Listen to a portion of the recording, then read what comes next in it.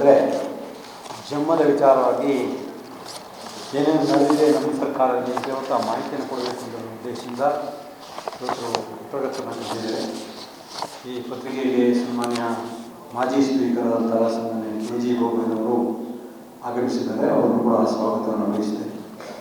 ಅದರ ಜೊತೆಗೆ ನಮ್ಮ ಸರ್ಕಾರ ಇದ್ದಾಗ ಗೌರ್ಮೆಂಟ್ ಫೀಲ್ಡರ್ ಆಗಿದ್ದಂಥ ಕವೀಂದ್ರ ಅವರನ್ನು ಕೂಡ ಈ ಪತ್ರಿಕೆಗೆ ಸ್ವಾಗತವನ್ನು ಬಯಸುವಂಥ ಕೆಲಸವನ್ನು ಮಾಡ್ತೇವೆ.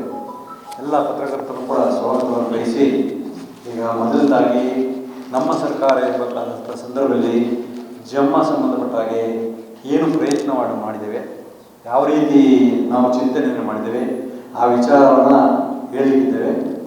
ಆಲ್ಮೋಸ್ಟ್ 90% ನಾವು ಅದನ್ನು ಕಂಪ್ಲೀಟ್ ಮಾಡುವಂಥ ಕೆಲಸವನ್ನು ಮಾಡಿದ್ದೇವೆ. ಅದರ ಕ್ಲಿಯರ್ ಆಗಿ ವಿಧಾನಸಭೆಯಲ್ಲಿ ಚರ್ಚೆಯಾಗಿದ್ದ ವಿಚಾರವನ್ನು ಕೂಡ ಇವತ್ತು ನಿಮಗೆ ದಾಖಲೆಯೊಂದಿಗೆ ಒದಗಿಸುವಂಥ ವ್ಯವಸ್ಥೆಯನ್ನು ಮಾಡ್ತೇವೆ. ಧನ್ಯವಾದಗಳು.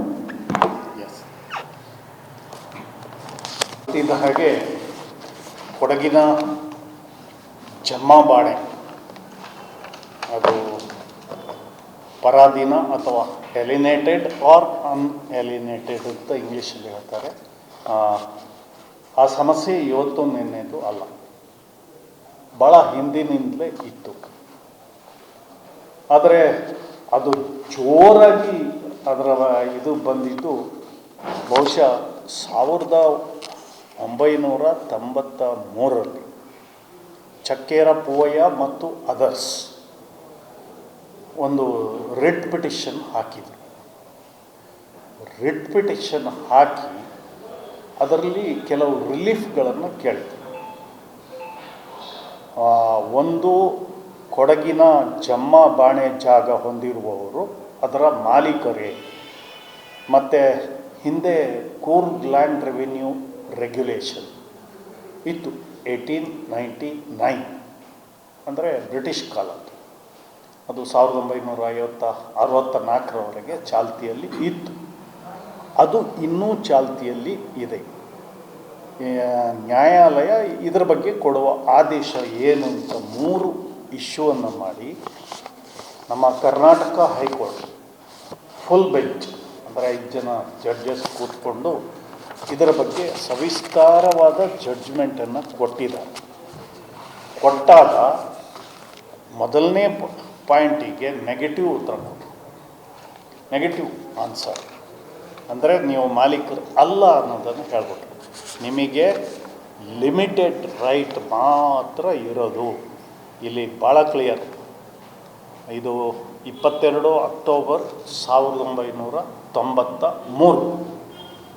ಅದರಲ್ಲಿ ಏನು ಹೇಳ್ತಾರಂದರೆ, ಜಮ್ಮ ಹೋಲ್ಡರ್ ಅಂದರೆ ಅನುಭೋಗದಾರರು ಯಾರಿದ್ದಾರೆ ಅವರಿಗೆ ಅದು ಪ್ರಿವಿಲೇಜ್ ಇರ್ಬೋದು, ಅನ್ಪ್ರಿವಿಲೇಜ್ ಇರ್ಬೋದು, ಅವರಿಗೆ ಲಿಮಿಟೆಡ್ ರೈಟ್ ಮಾತ್ರ.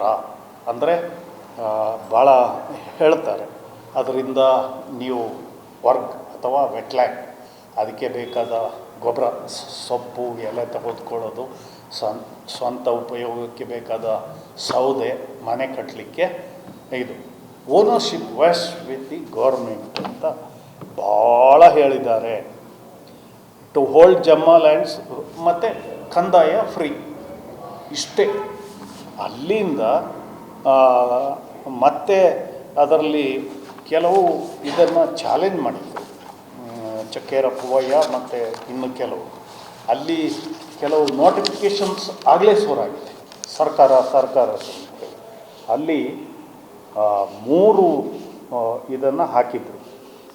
ಒಂದು, ಎಲ್ಲ ಡಾಕ್ಯುಮೆಂಟ್ಸ್ ಕೊಟ್ಟಿದ್ದಾರೆ. ಈ ಡಾಕ್ಯುಮೆಂಟ್ಸ್ ಪ್ರಕಾರ ಒಂದು ಗೌರ್ಮೆಂಟ್ ಲೆಟ್ರ್ ಬರೀತದೆ, ಡಿ ಮತ್ತು ಇ, ಒಂದು ಮೆಮೊ, ಎಫ್, 3 ಜನ ಇದೆ. ಈ ಡಿ ಏನು ಹೇಳ್ತದೆ ಅಂದರೆ, a copy of the letter 10/12/1981. ಈಗಿನ ಪ್ರಿನ್ಸಿಪಲ್ ಸೆಕ್ರೆಟರಿ, ಆಗ ರೆವಿನ್ಯೂ ಕಮಿಷನರ್ ಕಮ್ ಸೆಕ್ರೆಟರಿ ಅಂತ ಕರೀತಾ ಇದ್ರು. ಅವರು ಬರೀತಾರೆ, ಬ್ಯಾಂಗ್ಳೂರು ಡೆಪ್ಟಿ ಕಮಿಷನರ್ ಕೊಡಗು ಜಿಲ್ಲಾಧಿಕಾರಿಗಳಿಗೆ, bane lands including jamma bane lands are government lands ಅಂತ ಬರ್ತೀವಿ. 81, 82 ಯಾರೂ ತಲೆ ಕೆಡಿಸ್ಕೊಂಡಿಲ್ಲ. ಆಗಿದ್ದಂಥ ಇಲ್ಲಿಯ ನಾಯಕರು ಪ್ರಭಾವಿಗಳು ಯಾಕೆ ತಲೆ ಕೆಡಿಸ್ಕೊಂಡಿಲ್ಲ ಗೊತ್ತಿಲ್ಲ. ನಾನು ಅದ್ರ ಬಗ್ಗೆ ಕಮೆಂಟ್ಸ್ ಮಾಡಲ್ಲ. ಅಲ್ಲಿಂದ ಪುನಃ ಇನ್ನೊಂದು ಲೆಟ್ರು ಈ ರಿಟ್ ಪಿಟಿಷನ್ಲಿ ಚಾಲೆಂಜ್ ಮಾಡಿದ್ದು. ಇದು ಲೆಟರ್ ರೆವಿನ್ಯೂ ಕಮಿಷನರಿಂದ ಕಂದಾಯ ಇಲಾಖೆಗೆ ಸೆಕ್ರೆಟ್ರಿ ಹೌದಾ ಒಂದು ಲೆಟರ್ ಗೌರ್ಮೆಂಟ್ ಆಫ್ ಕರ್ನಾಟಕಕ್ಕೆ. ಅದರಲ್ಲಿ ಏನು ಹಾಕಿದ್ದಾರೆ ಅಂದರೆ ಇದು ಜಾಮದಾರಲ್ಲ, ಮತ್ತೆ ಬರ್ತೀವಿ. 20th ನವಂಬರ್ 1986 ಒಂದು ಲೆಟರ್ ಹಾಕ್ತಾರೆ. ಇದೇನೆಂದರೆ ಇನ್ಫಾರ್ಮೇಷನ್ ಅಬೌಟ್ ದಿ ಲ್ಯಾಂಡ್ಸ್, ಯಾರ್ಯಾರು ಮಾರಾಟ ಮಾಡಿದ್ದಾರೆ, ಮಾರಾಟವ ನಿಷೇಧಿಸಲಾಗಿದ್ದರೂ ಮಾರಾಟ ಆಗಿದೆ, ಅದರೆಲ್ಲ ಡೀಟೇಲ್ಸ್ ಕೊಡಬೇಕು ಅಂತೇಳಿ ಲೆಟರ್ ಹಾಕ್ತಾರೆ. ಅದನ್ನು ಚಾಲೆಂಜ್ ಮಾಡಿದ್ದಾರೆ. ಅಲ್ಲಿಂದ ಪುನಃ ಎನೆಕ್ಸ್ಚರ್ ಎಫ್, ಅದು ಇಲ್ಲಿಯ ಜಿಲ್ಲಾಧಿಕಾರಿಗಳು ಒಂದು ಲೆಟರ್ ಹಾಕ್ತಾರೆ ಎಲ್ಲ ಕೊಡಗಿನ ಸಬ್ ರಿಜಿಸ್ಟ್ರಾರ್ಗಳಿಗೆ. ಜಮ್ಮ ಬಾಣೆ ಎಲಿನೇಟೆಡ್ ಅನ್ಎಲಿನೇಟೆಡ್ ಅದನ್ನು ರಿಜಿಸ್ಟರ್ ಮಾಡಬಾರ್ದು, ಅದನ್ನು ಚಾಲೆಂಜ್ ಮಾಡಿದರು. ಈ ಚಾಲೆಂಜಲ್ಲಿ ಅಲ್ಟಿಮೇಟ್ಲಿ ಕೊಟ್ಟಿದ್ದು ಇಷ್ಟೇ, ಏನಂದರೆ ಇನ್ನೊಂದು ಪ್ರೇಯರ್ ಒಬ್ಬರೇ ಕೇಳಿದರು. ಅವ್ರು ಯಾವುದೋ ಜಮ್ಮಾ ಲ್ಯಾಂಡನ್ನು ಪರ್ಚೇಸ್ ಮಾಡಿದ್ರು, ಅದರ ಜಮಾಬಂದಿ ಆ ಕಾಲದ್ದು, ಈಗ ಆರ್ಟಿಸ್ ನನ್ನ ಹೆಸರಿಗೆ ಮಾಡಬೇಕು ಅಂತಲೂ ಕೇಳಿದ್ರು. ಈ ಎಲ್ಲ ಪ್ರೇಯರ್ಗಳಲ್ಲಿ ಇದು ಎಲ್ಲವನ್ನೂ ರಿಜೆಕ್ಟ್ ಮಾಡಿ ಒಂದು ಮಾತ್ರ ಹೇಳಿದ್ರು, ಅನ್ಎಲಿನೇಟೆಡ್ ಅಂದರೆ ವರ್ಗದಿಂದ ಗದ್ದೆಗೆ ಅಟ್ಯಾಚ್ ಆಗಿದ್ದು ಸಪ್ರೇಟ್ ಆಗಿದ್ದರೆ ಅದು ಎಲಿನೇಟೆಡ್ ಅಂತ. ಕಂದಾಯಕ್ಕೆ ಸ್ವಲ್ಪ ಕನ್ನಡ ಟ್ರಾನ್ಸ್ಲೇಷನ್ ಅಲ್ಲಿ ಇಲ್ಲಿ ಕನ್ಫ್ಯೂಸ್ ಆಗಬಹುದು. ಎಲಿನೇಟೆಡ್ ಆಗಿದ್ದರೆ ಅದಕ್ಕೆ ಕಂದಾಯ ಫಿಕ್ಸ್ ಮಾಡಬೇಕು. ಮತ್ತು ಇವರೇ ನನ್ನ ಹೆಸರಿಗೆ ನಾನು ಪರ್ಚೇಸ್ ಮಾಡಿದ್ದೀನಿ, ಅದನ್ನು ನನ್ನ ಹೆಸರಿಗೆ ವರ್ಗಾವಣೆ ಕೊಡಬೇಕಂದ್ರೆ ಈ ಹಂತದಲ್ಲಿ ಕೊಡೋಕ್ಕಾಗಲ್ಲ, ಅದನ್ನು ನೀವು ಸಂಬಂಧಪಟ್ಟ ಕಂದಾಯ ಇಲಾಖೆಗೆ ಹೋಗಬೇಕು ಅಂತ ಹೇಳಿ ಆದೇಶವನ್ನು ಮಾಡಿದ್ದಾರೆ. ಇವರು ಮಾತೆತ್ತಿದ್ರೆ ಚಕ್ಕೇರ ಪೋಯ ಕೇಸಲ್ಲಿ ಎಲ್ಲ ಡಿಸೈಡ್ ಆಗುತ್ತೆ. ನನ್ನ ಜಡ್ಜ್ಮೆಂಟ್ ಕಾಪಿ, ನಾನು ಪ್ರೇಯರ್ಗಳನ್ನು ಓದಿದ್ದೀನಿ. ಅಲ್ಟಿಮೇಟ್ಲಿ ಕೋರ್ಟ್ ಕನ್ಕ್ಲೂಷನ್ನು ತಮ್ಮ ಮುಂದೆ ಹೇಳಿದ್ದೀನಿ. ಎಲ್ಲಿದೆ ಎಕ್ಸೆಪ್ಟ್ ಎಲಿನೇಟೆಡ್ ಇದ್ದರೆ, ಕಲ್ಟಿವೇಷನ್ ಆದರೆ ಅದಕ್ಕೆ ಕಂದಾಯಕ್ಕೆ ಬಂದಿದ್ದರೆ ಮಾಡ್ಕೋಬೋದು. ಜಮಾಬಂದಿ ಟ್ರಾನ್ಸ್ಫರ್ಗೆ ಕೊನೆಗೆ ಇದನ್ನೆಲ್ಲ ಮಾಡಿಕೊಂಡು ಮಾಡ್ತಾಯಿದ್ದೆ. ಇದನ್ನೇ ಆಧರಿಸಿ ಬಹುಶಃ 2006ರಲ್ಲಿ 31/10/2006ರಲ್ಲಿ ಆಗಿನ ಕಂದಾಯ ಪ್ರಧಾನ ಕಾರ್ಯದರ್ಶಿ ಜಾಮದಾರ್ ಇವರೇ ಎಲ್ಲ ಅನಾಹುತ ಮಾಡಿದ್ದು ಇವರೇ. ಈ ಚಕ್ಕೇರ ಪೂವಯ್ಯ ಕೇಸನ್ನು ಕೋರ್ಟ್ ಮಾಡಿ ಒಂದು ಸುತ್ತೋಲೆಯನ್ನು ಹೊರಡಿಸ್ತಾರೆ. ಆ ಸುತ್ತೋಲೆಯಲ್ಲಿ ಭಾಳ ಕ್ಲಿಯರ್ ಹೇಳಿದ್ದಾರೆ. ಅದೇ ಈ ರಿಟ್ ಅರ್ಜಿಯನ್ನು ಹಾಕಿದ್ದಾರೆ. ಚಕ್ಕೇರ ಪೂವಯ್ಯ ಅವರ ರಿಟ್ ಅರ್ಜಿ ಎಲ್ಲವನ್ನೂ ಮೆನ್ಷನ್ ಮಾಡಿದ್ದಾರೆ. 13 ರಿಟ್ ಪಿಟಿಷನ್ ಸಂಖ್ಯೆ 39/88 ಚಾಲೆಂಜ್ ಮಾಡಿದ್ದು. ಅದರಲ್ಲಿ ದಿನಾಂಕ 22/10/3 ನೀಡಿದ ತೀರ್ಪಿನಲ್ಲಿ ಜಮ್ಮಾ ಬಾಣೆ ಹೊಂದಿರುವವರು ಅದರ ಒಡೆಯರಾಗಲು ಸಾಧ್ಯವಿಲ್ಲವೆಂಬ ತೀರ್ಪು ಇದ್ದಿದೆ. ಅವರು ಬಾಣೆದಾರರಾಗಿ ಕೆಲವು ಸೀಮಿತ ವಿಶೇಷ ಅಧಿಕಾರಿಗಳು, ಅದೇ ಕಂದಾಯ ಮುಕ್ತರಾಗಿ ಬಾಣೆ ಜಮೀನುಗಳನ್ನು ಹೊಂದಿರಲು, ಜಾನುವಾರು ಮೇವಿಗಾಗಿ ಸದರಿ ಜಮೀನನ್ನು ಉಪಯೋಗಿಸಲು, ಮರಗಳಿಂದ ಎಲೆ ಗೊಬ್ಬರಗಳನ್ನು ತೆಗೆದುಕೊಳ್ಳಲು, ಈ ಬಾಣೆ ಹೊಂದಿರುವವರ ಕೃಷಿ ಮತ್ತು ಗೃಹ ಉಪಯೋಗಕ್ಕಾಗಿ ಕಟ್ಟಿಗೆ ಮತ್ತು ಮರಮುಟ್ಟುಗಳನ್ನು ತೆಗೆದುಕೊಳ್ಳಲು ಮಾತ್ರ ಅರ್ಹರಾಗಿದ್ದಾರೆ ಅಂತ ನ್ಯಾಯಾಲಯ ತಿಳಿಸಿದೆ. ಈ ಸುತ್ತೋಲೆ 100% ಸರಿಯಲ್ಲ. ಅಲ್ಲಿ ಡಿಫ್ರೆನ್ಷಿಯೇಟ್ ಮಾಡಿ ಎಲಿನೇಟೆಡ್ ಆದರೆ ನೀವು ಕಲ್ಟಿವೇಷನ್ಗೆ ಅವಕಾಶ ಕೊಟ್ಟಿದ್ದಾರೆ, ಎಲ್ಲವೂ ಮಾಡಿದ್ದಾರೆ. ಸುಮ್ಮನೆ ಈ ಕಾಟ ಕೊಡೋದು ಉಂಟಲ್ಲ, ಅವರಷ್ಟು ಕಾಟ ಯಾರೂ ಕೊಡಲಿಲ್ಲ. ನಾವು ಶಾಸಕರು ಇದ್ದೋ, ಬಹುಶಃ ಹೊಡೆದಾಟ ಒಂದೇ ಬಾಕಿ. ಇದನ್ನೇ ಎಲ್ಲ ಮಾಡಿ ಇದರ ವಿರುದ್ಧ ಇಡೀ ಜಿಲ್ಲೆಯಲ್ಲಿ ನಾವು ಜಮ್ಮ ಇದನ್ನು ಮಾಡಿದಾಗ ನಾನಾಗಲಿ ಅಪ್ಪಚ್ಚು ರಂಜನ್ ಅವರಾಗಲಿ ನಾವು ಇದನ್ನು ಬಿ ಜೆ ಪಿ ಅಂತ ತಗೊಳ್ಬಾರ್ದು, ಇದು ಕೊಡಗು ಜಿಲ್ಲೆಯ ಸಮಸ್ಯೆ, ಜಮ್ಮಾದಾರರ ಸಮಸ್ಯೆ, ನಾಳೆ ಇತರ ಬಾಣೆಲ್ಯಾಂಡಿಗೂ ಬರ್ಬೋದು ಅಂಥೇಳಿ ಅದಕ್ಕೊಂದು ಹೋರಾಟ ಸಮಿತಿ ಮಾಡಿದು. ಆಗ ಜಿಲ್ಲಾ ಪಂಚಾಯಿತಿ ಅಧ್ಯಕ್ಷರ ನಿವೃತ್ತಿ ಆಗಿದ್ದರು ಅಂತ ಕಾಣುತ್ತೆ, ಆಗಿದ್ದರು ಅವರು ಜೆ ಎ ಕರಂಬಯ್ಯ ಅವರ ಅಧ್ಯಕ್ಷತೆಯಲ್ಲಿ ಒಂದು ಸಮಿತಿಯನ್ನು ಮಾಡಿದು. ಎಲ್ಲ ಪಕ್ಷದ ಮುಖಂಡರು ಹಲವಾರು ಇದು ಸಂಘದ ಸಂಸ್ಥೆಗಳ ಮಾಡಿ ಸಮಿತಿಯನ್ನು ಮಾಡಿದ್ರು. ದೊಡ್ಡದಾಗಿ ಹೋರಾಟವನ್ನು ಮಾಡಿದ್ರು. ವಿಧಾನಸಭೆಯ ಒಳಗೂ ಚರ್ಚೆಯನ್ನು ಮಾಡಿದೋ, ಹೊರಗೂ ಚರ್ಚೆಯನ್ನು ಮಾಡಿದೋ, ಆದರೆ ಏನೇನು ಆಗಿಲ್ಲ. ಕಡೆಗೆ ನಾವು ಯಾವ ಮಟ್ಟಕ್ಕೆ ಹೋದ್ವಿ ಅಂದರೆ ಈ 2006ರಲ್ಲಿ ಯಾರಿಗೆಲ್ಲ ಕನ್ನಡ ರಾಜ್ಯೋತ್ಸವ ಏನಾಗ್ತದೆ ಕರ್ನಾಟಕ, ಅದನ್ನು ಬಹಿಷ್ಕಾರ ಮಾಡಿದ್ರು. ಕನ್ನಡ ರಾಜ್ಯೋತ್ಸವ ನವಂಬರ್ 1ರಲ್ಲಿ ಆಗ್ತದಲ್ಲ, ಅದನ್ನು ಬಹಿಷ್ಕಾರ ಮಾಡೋದು. ಬಹಿಷ್ಕಾರ ಮಾಡಿದ್ದಲ್ಲ, ಅದರ ವಿರುದ್ಧ ನಾವು ಪ್ರತಿಭಟನೆ ಮಾಡೋದು. ನಮಗೆ ಅನ್ಯಾಯ ಮಾಡಿದ್ದು ಅಖಂಡ ಕರ್ನಾಟಕ ಅಂತ ಹೇಳಿದರೆ ಆಗಲ್ಲ ಅಂತೇಳಿ ಬಹುಶಃ ಸೋಮವಾರಪೇಟೆಯಲ್ಲಿ ಜಿ ವಿಜಯ ಮತ್ತು ಅಪ್ಪಚ್ಚು ರಂಜನ್ ಅವರು ನೇತೃತ್ವ ವಹಿಸಿದರು. ವಿರಾಜಪೇಟೆಯಲ್ಲಿ ಅರುಣ್ ಮಾಚಯ್ಯ ಹಾಗೆ ಬೇರೆಯವರು ವಹಿಸಿದರು. ಇಲ್ಲಿ ನಾನು ವಹಿಸ್ಕೊಂಡಿದ್ದೆ, ನನ್ನೊಟ್ಟಿಗೆ ಸುನೀಲ್ ಸುಬ್ರಹ್ಮಣಿ, ಎಲ್ಲ ಪಕ್ಷದವರು ಇದ್ದರು. ಇದರಲ್ಲಿ ರಾಜಕೀಯ ಅಂತೂ ಬೆರೆಸಿಲ್ಲ. ಸ್ವಲ್ಪ ಇಲ್ಲಿ ಜಿಲ್ಲಾ ಹೆಡ್ ಕ್ವಾರ್ಟರ್ಸು ಎಲ್ಲ ಏನು ಬಹಿಷ್ಕಾರ ಇನ್ನೊಂದು ಸುದ್ದಿ ಜಾಸ್ತಿ ಆಗೋದು ಇಲ್ಲಿ ಅಂತೇಳಿ ಇಲ್ಲಿ ಜೋರಾದ ಹೋರಾಟ ಆಯಿತು. ಕೋಟೆ ಒಳಗಡೆನೇ ಮಾಡೋಕ್ಕೆ ಪ್ರಯತ್ನ ಪಟ್ಟರು, ನಾವು ಮಾಡಲಿಕ್ಕೆ ಬಿಡಲಿಲ್ಲ. ನಮ್ಮ ಮೇಲೆ ಕೇಸ್ಗಳು ಹಾಕಿದರು. ಅಲ್ಲಿ ಎಲ್ಲ ಕುಸ್ತಿಗಳು ಮಾಡಿದ್ದಾರೆ, ಗಾಯಗಳೂ ಮಾಡ್ಕೊಂಡಿದ್ದಾರೆ.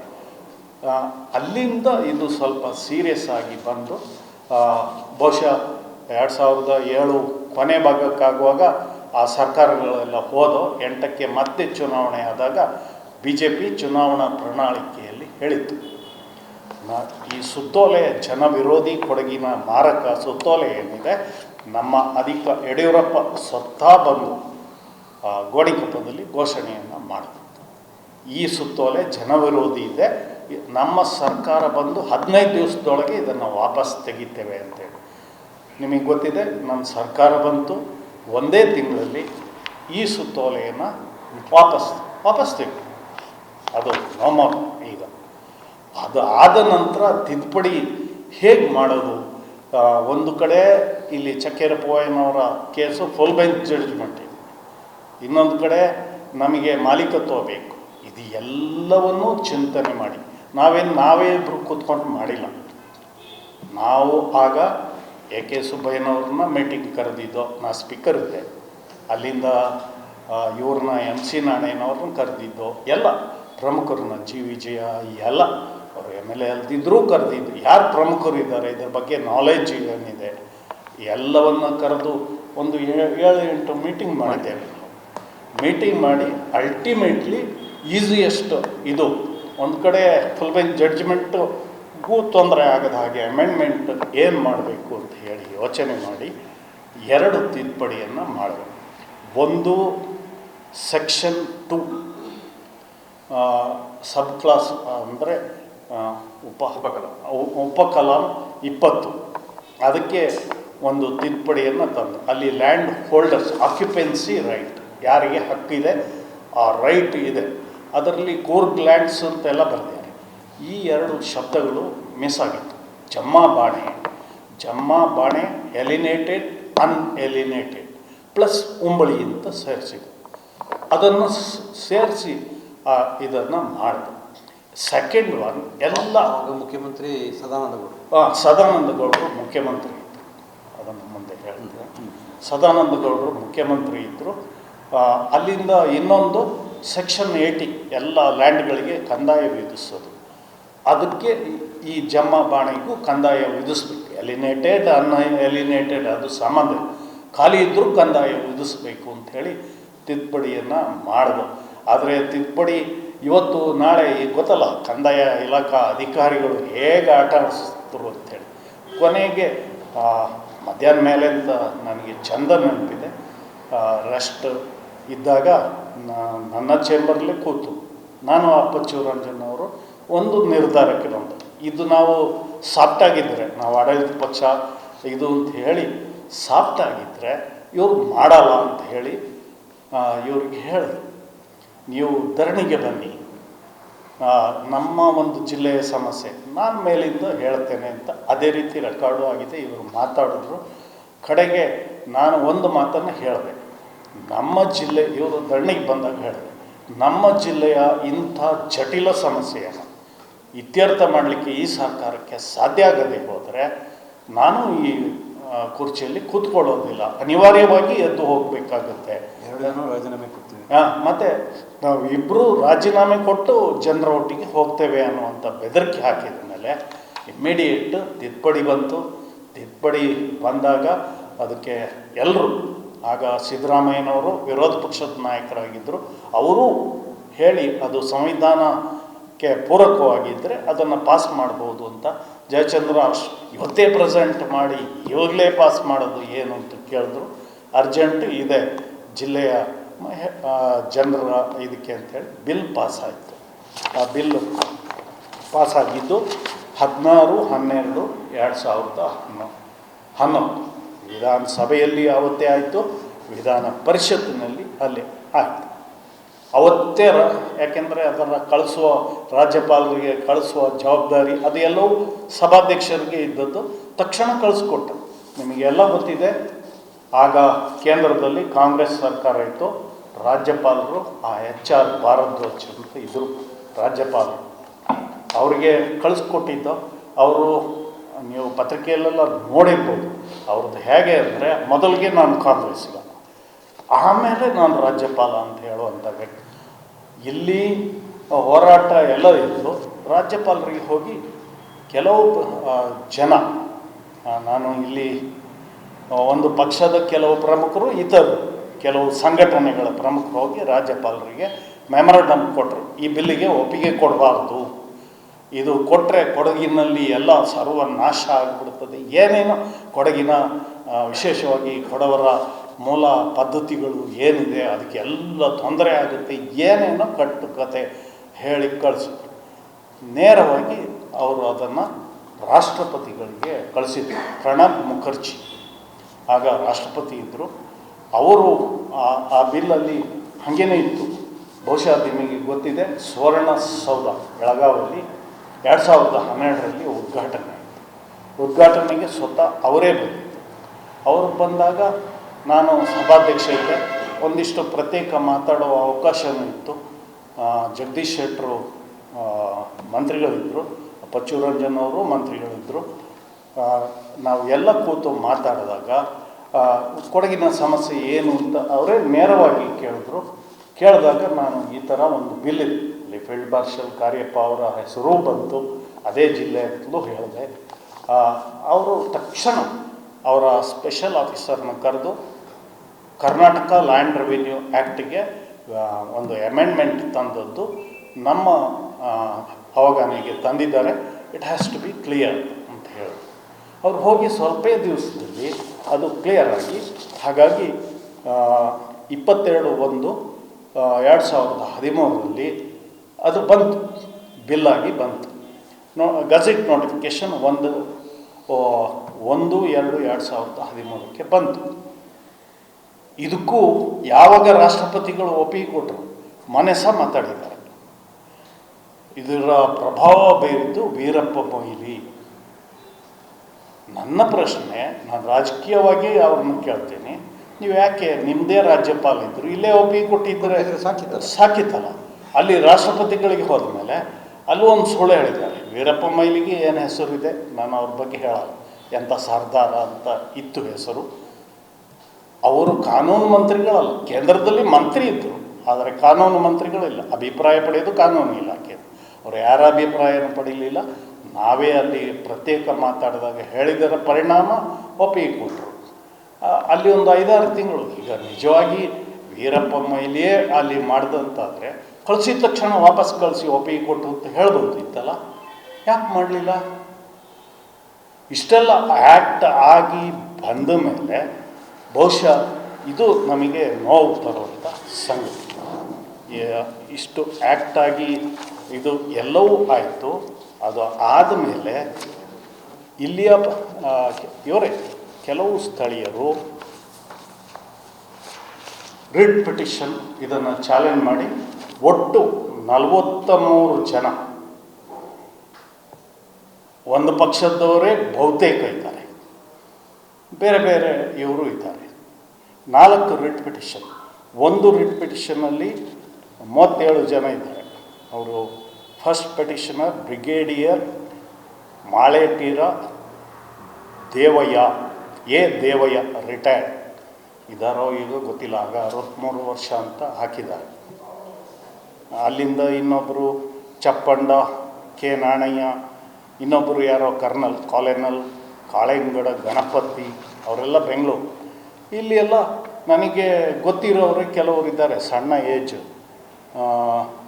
ಬಿಟಿಯಂಡ ಜಗದೀಶ್ ಚೇಂಡಾಣೆ, ಈಗಲೂ ಕಾಂಗ್ರೆಸ್ ಕಾರ್ಯಕರ್ತರು. ಅಲ್ಲಿಂದ ಪಳಂಗಂಡ PT ಬೋಪಣ್ಣ, ನಿಮ್ಮ ಸಹೋದರರು ಪತ್ರಕರ್ತರು, ಅವರೊಬ್ಬರು. PT ಬೋಪಣ್ಣ ಹೆಂಗಿದೆ ಅಂತ ಗೊತ್ತು. ಇದ್ಯಾರೋ ಬಲ್ಲಚಂಡ ನಾಣಯ್ಯ, ಇನ್ನೊಬ್ಬರು ಬೊಳ್ಳಾರ್ ಪಂಡ ಕೆ ಬೋಪಣ್ಣ, ಅಡ್ವೊಕೇಟ್ ಐನೋ, ಅವರು ಪ್ರೆಸೆಂಟ್ MLA ಅವ್ರದ್ದು ಜೂನಿಯರ್, ಭಾಳ ಆತ್ಮೀಯ ಬಳಗ, ಅವರು ಒಬ್ಬರು ಪಿಟಿಷನರ್. ಹೀಗೆ ಎಲ್ಲರ ಹೆಸರು ಪಟ್ಟಮಾಡ, ಕಾಳಪ್ಪ ಎಲ್ಲ ಇದ್ದಾರೆ ಇದರಲ್ಲಿ, 37 ಜನ. ಇನ್ನೊಂದು ರಿಟ್ ಪಿಟಿಷನ್ ನಂಬರ್ ಬೇಕಾ? ಇನ್ನೊಂದರಲ್ಲಿ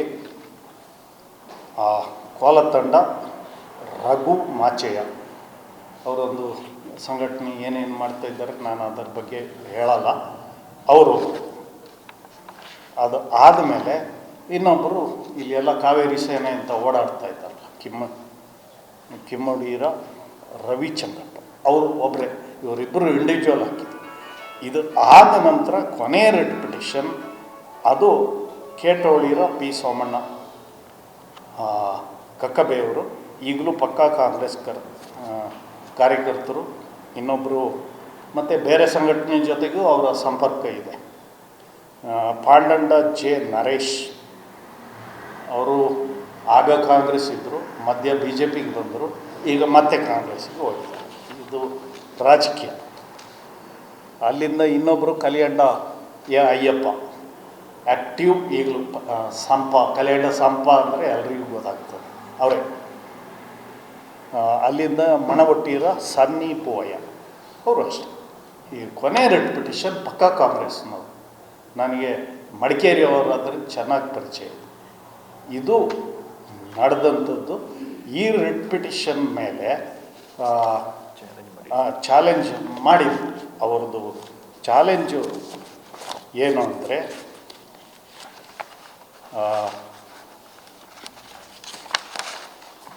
ನೋಡಿ ಇಲ್ಲಿ ಇದರ ಮೇಲೆ ಜಡ್ಜ್ಮೆಂಟಿಗೆ ಮತ್ತೆ ಬರ್ತೇನೆ. ಅವರು ಕೇಳಿದಂಥ ಪ್ರೇಯರ್ ಒಂದು, declare impugned Karnataka land revenue, 3rd amendment annexure A ultra vires the constitution, ಸಂವಿಧಾನ ವಿರೋಧಿ. ನಾವು ಇಡೀ ವಿಧಾನಸಭೆ ಯುನಾನಿಮಸ್, ಒಬ್ಬರು ಅಪಸ್ವರ ಎತ್ತಿಲ್ಲ. ಅಪೋಸಿಷನ್ ಲೀಡ್ರು ಮಾತಾಡಿದ್ಬೇಕಂತ ಹೇಳ್ತಾರೆ. ಅದು ಸಂವಿಧಾನ ವಿರೋಧಿ ಅಂತ ಡಿಕ್ಲೇರ್ ಮಾಡಬೇಕು ಅಂತ ಒಂದು ಪ್ರೇಯರ್ ಕೋರ್ಟಲ್ಲಿ. ಎರಡನೇ ಪ್ರೇಯರು, ಎಲ್ಲ ರೆವಿನ್ಯೂ ಅಧಿಕಾರಿಗಳಿಗೆ ಒಂದು ಡೈರೆಕ್ಷನ್ ಕೊಡಬೇಕು, ಈ ಅಮೆಂಡ್ಮೆಂಟನ್ನು ಜಾರಿಗೆ ತರಬಾರ್ದು ಅಂತ. ಇದು ಎರಡನೇ ಪ್ರೇಯರ್. ಇದು ಇನ್ನೊಂದು ಏನಂದರೆ, ಈಗೆಲ್ಲ ಪಾರ್ಟಿಷನ್ ಅದು ಇದು ಮಾಡಿಕೊಂಡೆ ತಾನೇ, ಈಗ ಇಂಡಿವಿಜುವಲ್ ಖಾತಾ ಬೇಕು, ಇದು ಬೇಕು ಅಂತ ಹೇಳಿ ಅದನ್ನು ಮಾಡಬಾರ್ದು, ಪಾರ್ಟಿಷನ್ ಮಾಡಬಾರ್ದು, ಜಾಯಿಂಟ್ ಫ್ಯಾಮಿಲಿ ಇದ್ದುಕೊಂಡು ಸಾಲ ಸೋಲ ಯಾವುದು ತೆಗಿಬಾರ್ದು, ಎಂತೆಂಥ ಪ್ರೇಯರ್ನ ಹಾಕಿದ್ದಾರೆ ಇವರು. ಅಲ್ಲಿಂದ ಇನ್ನೊಂದು ಪ್ರೇಯರು, ಜಮ್ಮಾ ಇವರು privilege unprivilege being part of owners ಅಂತ ಒಂದು ಕೇಳಿದ್ದಾರೆ ಅಲ್ಲಿ. ಅದು ಒಂದು ಬಿಟ್ಟರೆ ಮತ್ತು ಎನಿ ಅದರ್ ರಿಲೀಫ್. ಇದರಲ್ಲಿ ಜುಲೈ 25, 2024 ಜಡ್ಜ್ಮೆಂಟ್ ಮಾಡಿದ್ದಾರೆ. ಈಗ ಮೊನ್ನೆಯಾಗಿ ಮಾಡಿದ್ದು 13 ವರ್ಷ, 13 ಅಂದರೆ 12 ವರ್ಷ ಕೋರ್ಟಲ್ಲಿ ನಡೆದಿದೆ. ಅಲ್ಲಿಂದ ಅವತ್ತು ಈ ರಿಟ್ ಪಿಟಿಷನ್ನ ಡಿಸ್ಮಿಸ್ ಮಾಡಿದ್ದಾರೆ. ಡಿಸ್ಮಿಸ್ ಮಾಡಿದರ ಜೊತೆಗೆ ಕೆಲವು ರಿಲೀಫ್ಗಳನ್ನು ಕೊಟ್ಟಿದ್ದಾರೆ. ಆ ರಿಲೀಫ್ಗಳು ಭಾಳ ಚೆನ್ನಾಗಿದೆ. ಬಹುಶಃ ಸೂರಜ್ ಅಲ್ಲ, ಸೂರಜ್ ಗೋವಿಂದ್ ಅವರು ಜಸ್ಟಿಸ್ ಕೊಟ್ಟಂಥ ಜಡ್ಜ್ಮೆಂಟ್. ಅದರಲ್ಲಿ ಅವರು 3-4 ಪಾಯಿಂಟ್ಗಳನ್ನು ಹಾಕಿ ಇಶ್ಯೂಸ್ ಮಾಡಿದ್ದಾರೆ.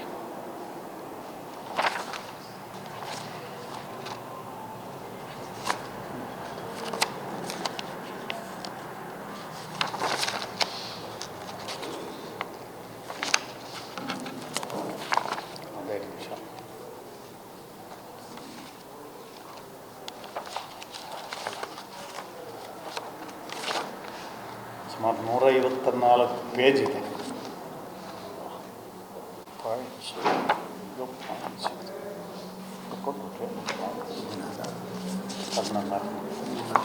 ಒಂದೇ ನಿಮಿಷ.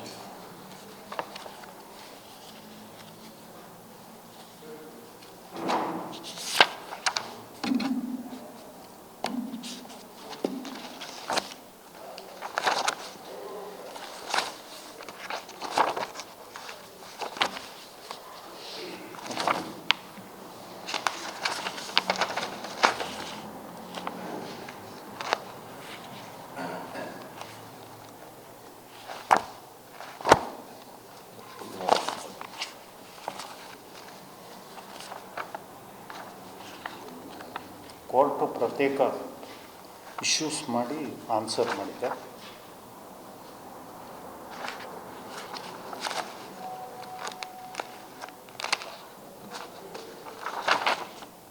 ಹಾಕಿದ್ದೆಲ್ಲಪ್ಪ.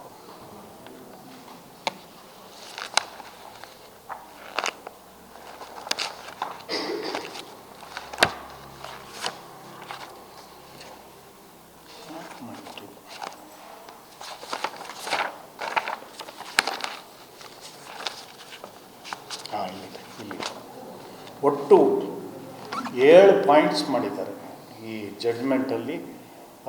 ಕೋರ್ಟ್ ಒಂದು, ಈ ಅಮೆಂಡ್ಮೆಂಟ್ ಅನ್ನೋದು questioned on the basis violative of custom usage and tradition of Kodava ಒಂದು ಪಾಯಿಂಟ್. ಎರಡನೇದು, whether jamma lands being incapable of alienation is a customary practice or is it a commitment requirement of land revenue system ಅಂತ ಹೇಳಿ ಇನ್ನೊಂದು issue ಮಾಡಿದ್ದಾರೆ. ಅಂದರೆ ಇದೇನು ಪ್ರಾಕ್ಟೀಸಲ್ಲಿ ಇರುವಂಥದ್ದು ಏನಂತ. ಇನ್ನೊಂದು, by way of the amendment subsection ಅದು ಏನು ತಿದ್ದುಪಡಿ ಮಾಡಿದೆ, is there any violation of customary practice or tradition ಅಂತ ಕೊಡವ ರೇಸ್ ಅದಕ್ಕೊಂದು ಪ್ರತ್ಯೇಕ ಮಾಡಿದ್ದಾರೆ. ಅವರು ಎಲ್ಲ ಥ್ರೂಔಟ್ ಆರ್ಗ್ಯುಮೆಂಟು ಈ ಪೆಟಿಷನರ್ಸ್ದು ಕೊಡವ ಕಮ್ಯುನಿಟಿ ಅಂತ ಹೇಳಿ ಮಾಡಿದ್ದಕ್ಕೆ ಅದನ್ನು ಮಾಡಿದ್ದಾರೆ. ಅಲ್ಲಿಂದ whether by way of introducing a new enactment by way of amendment an already existing amendment can be custom usage tradition overridden. ಈ ಕಸ್ಟಮರಿ ಲಾ ಅಂತ ಏನಿದೆ ಅದನ್ನು ಈ ತಿದ್ದುಪಡಿಯಿಂದ ಅದಕ್ಕೆಲ್ಲ ಇತಿಶ್ರೀ ಹಾಡಿದೆಯಾ ಅಂತ ಒಂದು ಕೇಳಿದ್ದಾರೆ. ಸರಿಯಲ್ಲ, ಈಸ್ ದಿ ಅಮೆಂಡ್ಮೆಂಟ್ ಈ ತಿದ್ದುಪಡಿ ಏನು ಮಾಡಿದೆ, ಇದು ವ್ಯಾಲಿಡ್ ಅಥವಾ ಇನ್ವ್ಯಾಲಿಡ್ ಎರಡು, ಸೆಕ್ಷನ್ 20 ಮತ್ತು ಸೆಕ್ಷನ್ 80 ಮತ್ತು ಏನು ಇದು ಡಿಸ್ಕಷನ್ ಮಾಡಿ ಎಲ್ಲ ಪಾಯಿಂಟ್ಸನ್ನು ನೆಗೆಟಿವ್ ಮಾಡಿದ್ದಾರೆ. ಇದರಲ್ಲಿ ಯಾವುದೇ ಅರ್ಥ ಇಲ್ಲ ಅಂತ ಹೇಳಿದ್ದಾರೆ. ಅವರು ಏನು ಹೇಳ್ತಾರೆ ಅಂದರೆ ಪಾಯಿಂಟ್ ನಂಬರ್ 1ಗೆ point number holding that neither the statute ಕಾನೂನು ಅಥವಾ nor the amendment to the statute can be questioned on the basis of statute violative of customs. ಕೇಳಕ್ಕೆ ಬರಲ್ಲ ಅಂತ ಹೇಳಿದ್ದಾರೆ. ಸಿಂಪಲಾಗಿ ಹೇಳ್ತಾ ಹೋಗ್ತೀನಿ. ಇನ್ನೊಂದು ಎರಡನೇ ಪಾಯಿಂಟಿಗೆ ಭಾಳ ಇದರಲ್ಲಿ ಉತ್ತರ ಕೊಟ್ಟಿದ್ದಾರೆ. From the above it seem classification of the land on the basis of land tenure system and not on the basis of custom. ಇವರು ಜಮ್ಮ ಬಾಣೆ ಇದೆಲ್ಲ ನಮ್ಮ ಮೂಲ ಇದು ಅದು ಅಲ್ಲ, ಅದು ಬೇರೆ ಇದರಲ್ಲಿ not on the custom usage that be contended by Sarojini advocate ಹೆಸರು. ಅಲ್ಲಿಂದ ಪುನಃ ಹೇಳಿದ್ದಾರೆ a matter cumulate tenure system would equally apply to jamme bane. ಏನು ಕರ್ನಾಟಕ ಲ್ಯಾಂಡ್ ರೆವಿನ್ಯೂ ಆ್ಯಕ್ಟಲ್ಲಿ ಲ್ಯಾಂಡ್ಸ್ ಎಲ್ಲ ಇದೆ, ಅದು ಇದಕ್ಕೂ ಅಪ್ಲೈ ಆಗ್ತದೆ ಅಂತ ಹೇಳಿದ್ದಾರೆ. ಹಾಗೆಯೇ ಮುಂದೆ ಇದರಲ್ಲಿ ಇದು ಭಾಳ ಮುಖ್ಯವಾಗಿದ್ದು, ಇದರಲ್ಲಿ by way of the amendment even the unalienated, ಅವರು ಚಕ್ಕೆರೆ ಪೋಯ್ ಕೇಸಲ್ಲಿ ನಮಗೆ ಉಲ್ಟಾ ಹೇಳಿದರು, land would now vest in the family as full ownership. ಅಲ್ಲಿಂದ ಕನ್ಸಿಡರ್ಡ್ ಒಪಿನಿಯನ್ ಬೆನಿಫಿಟ್ಟು ಅದೆಲ್ಲ ಹೇಳಿದೆ. Full ownership right as occupant is granted to the members of the Kodava race or the family owning jamma bane land. ಎಲ್ರಿಗೂ ಯಾರು jamma bane land ಇದಿದೆ. Privileged or the amendment section being beneficial confirming full ownership. ಇಷ್ಟು ಕ್ಲಿಯರಾಗಿ ಹೇಳಿದೆ. Cannot be set B violation of tradition practice. ಇವ್ರು ಏನೇನು ಹೇಳ್ತಾ ಇದ್ದಾರಲ್ಲ ಅದೆಲ್ಲವೂ ಆಯಿತು. ಆದಮೇಲೆ ಮತ್ತೆ ಹೇಳಿದ್ದಾರೆ, ಇಲ್ಲಿ ಇನ್ನೊಂದವರು ಏನು ಹೇಳಿದರು ಅಂದರೆ, ಇಲ್ಲಿ ತೋಟಗಳ ಮತ್ತು ಐನ್ ಮನೆ ಕಾರಣ ಗುರು ಕಾರಣ ಅಂತೆಲ್ಲ ಇಲ್ಲಿ ಬರೆದಿದ್ದಾರೆ. ಅದಕ್ಕೂ ಎಲ್ಲ ಡಿವೈಡ್ ಮಾಡಿ ಒಬ್ಬನಿಗೆ ಹೋಗುತ್ತೆ ಅಂತೆಲ್ಲ ವಾದ ಮಾಡಿದರು. ಅದಕ್ಕೆ ಕ್ಲಿಯರಾಗಿ ಹೇಳಿದ್ದಾರೆ, ಜಾಯಿಂಟ್ ಫ್ಯಾಮಿಲಿ ಯಾರಿಗೆ ಬೇಕು, ಪಟ್ಟೇದಾರ ಇನ್ನೊಂದು ಪಟ್ಟೇದಾರಕ್ಕೆ ಬರ್ತೇವೆ, ನೀವು ಇಟ್ಕೊಳ್ಳಿ, ಯಾರಿಗೆ ಬೇಡ ಅವ್ರು ಹೊರಗೆ ಹೋಗಲಿ. ಮತ್ತು Kodava community jamma holders all governed by Hindu law, Hindu Mitakshara law ಅಂತ ಹೇಳುವಂಥದ್ದು ಹೇಳಿದ್ದಾರೆ. ಎರಡು ಆಪ್ಷನ್, ನೀವು ಪಟ್ಟೇದಾರ ಇಟ್ಕೊಂಡು ಜಾಯಿಂಟಾಗಿ ಇರ್ತೀರೋ ಇಟ್ಕೊಳ್ಳಿ. ಆಗಲೂ ಇದನ್ನು ಹೇಳಿದ್ದಾರೆ, ಏನು ಐನ್ ಮನೆ, ಆಮೇಲೆ ಗ್ರೇವ್ ಯಾರ್ಡ್, ಆಮೇಲೆ ಈ ಗುರುಕಾರಣ ಇದು ಅದನ್ನು ನಿಮಗೆ ಇಷ್ಟ ಬಂದಾಗೆ ಅದನ್ನು ಮುಟ್ಟಬೇಡಿ, ಅದನ್ನು ಜಾಯಿಂಟಾಗಿ ಇಟ್ಕೊಳ್ಳಿ, ಉಳಿದದನ್ನು ಪಾಲ್ ಮಾಡ್ಕೊಳ್ಳಿ. ಇನ್ನು ಇದಕ್ಕಿಂತ ಕ್ಲಿಯರ್ ಕಟ್ ಜಡ್ಜ್ಮೆಂಟ್ ಏನು ಬೇಕು ಅಂತ ಭಾಳ ಕ್ಲಿಯರಾಗಿ ಹೇಳಿದ್ದಾರೆ.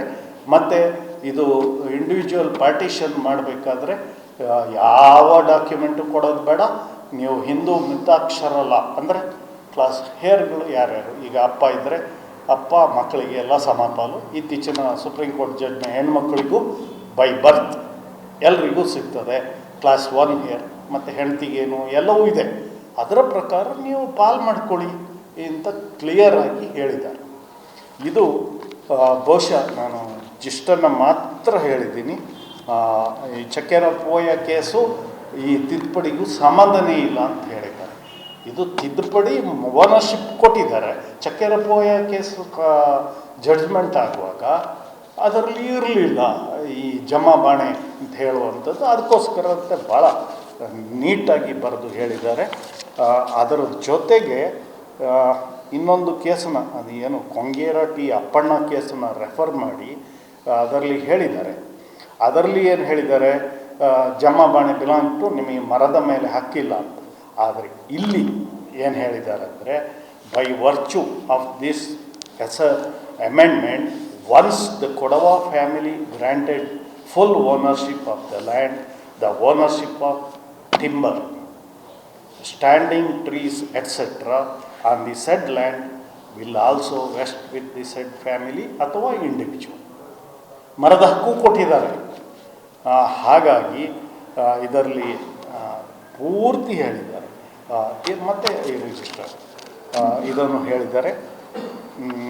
Ultimately the impugned amendment is to full confer full ownership rights to the occupant ಅಂತ ಹೇಳಿದ್ದಾರೆ. ಮತ್ತು ಸಂವಿಧಾನ ವಿರೋಧಿ ಅಂತ ಹೇಳೋದು ಒಪ್ಪಲಿಕ್ಕೆ ಆಗೋದಿಲ್ಲ ಅಂತ ಹೇಳಿದ್ದಾರೆ. ಕೊನೆಗೆ ಒಂದು ಡೈರೆಕ್ಷನ್ ಕೊಟ್ಟಿದ್ದಾರೆ. ಪೆಟಿಷನ್ ಡಿಸ್ಮಿಸ್ ಆದ್ರೂ ನಮಗೆ ಪ್ರಯೋಜನ ಆಗಲಿ ಅಂತೇಳಿ ಒಂದು ಇದಿದೆ ಇಲ್ಲಿ ಕ್ಲಿಯರ್ ಆಗಿದೆ. Concern district administration district revenue authority is hereby directed to issue a circular giving clarity and stating in detail due process for entering the names of the joint family land owners into the revenue records, vice versa, amendment subsection 20 within 30 days. 30 ದಿವಸದಲ್ಲಿ ಇದೆಲ್ಲ ಮಾಡಿ ಅಂತ ಹೇಳಿದ್ದಾರೆ. ನನ್ನ ಪ್ರಶ್ನೆ, ಈ 24 July ಇವತ್ತು 1 ಯಾಕೆ ಈ ಸಹಕಾರ ಮಾಡಿಲ್ಲ? ಅಥವಾ ಜಮ್ಮ ಅವರ ಇದರಲ್ಲೆಲ್ಲ ಇತ್ತು ಚುನಾವಣಾ ಪ್ರಣಾಳಿಕೆಯಲ್ಲಿ ಈ ಜಡ್ಜ್ಮೆಂಟ್ ಪ್ರಕಾರ ಎಲ್ಲವೂ ಮಾಡಿ ಮುಗಿಸ್ಬೋದಿತ್ತಲ್ಲ, ಯಾಕೆ ಮಾಡಿಲ್ಲ? ಇದು ಪ್ರಶ್ನೆ. ಮತ್ತು ಹಿಂದೂ ಮಿತಾಕ್ಷರ ಲಾವನ್ನು ಕೊಡವ ಅಥವಾ jama holder they are governed by Hindu Mitakshara law. ಅಂದರೆ ಹಿಂದೂ ಲಾ ಅಪ್ಲೈ ಆಗುತ್ತೆ. ಅದರಲ್ಲಿ ಪಾರ್ಟಿಷನ್ ಡೀಡ್ ರಿಜಿಸ್ಟರ್ ಆಗಬೇಕು ಅಂತಿಲ್ಲ. ದುರಾದೃಷ್ಟ ಹೇಗೆ ಅಂದರೆ ನಾವು ಏನೂ ಮಾಡಿಲ್ಲ ಅನ್ನುವಂಥದ್ದನ್ನು ಹೇಳಿದರು. ಆದರೆ ಈ ಎಲ್ಲವನ್ನೂ ನಾವು ಹಿಂದೆ ಪರಿಗಣಿಸಿ ಈ ಒಂದು ಸುತ್ತೋಲೆ 2020ರಲ್ಲಿ ಒಂದು ಸುತ್ತೋಲೆಯನ್ನು ಹೊರಡಿಸಿದೆ. ಈ ಪೌತಿ ಖಾತೆ ಅಥವಾ ಪಟ್ಟೇದಾರರ ಹೆಸರನ್ನು ತೆಗಿಲಿಕ್ಕೆ ಜಡ್ಜ್ಮೆಂಟಲ್ಲೂ ಹೇಳಿದ್ದಾರೆ, ನೀವು ಬೇಕಾದ್ರೆ ಇಟ್ಕೊಳ್ಳಿ, ಬೇಡದಿದ್ದರೆ ನಿಮ್ಮ ಇಷ್ಟಕ್ಕೆ ಮಾಡ್ಕೊಳ್ಳಿ. ಹಿಂದೂ ಲಾದ ಪ್ರಕಾರ ಏನುಂಟು ಅದನ್ನು ಮಾಡ್ಕೊಳ್ಳಿ ಅಂತ ವೆರಿ ಕ್ಲಿಯರ್ ಇದೆ. ಅದನ್ನು ಏನೂ ನೋಡದೆ ಸುಮ್ಮನೆ ಏನೋ ಸಾಲ್ವ್ ಮಾಡಿಬಿಟ್ಟಿದ್ದೇನೆ ಅಂತ ತಪ್ಪು ಸಂದೇಶ ಕೊಡಬೇಕು.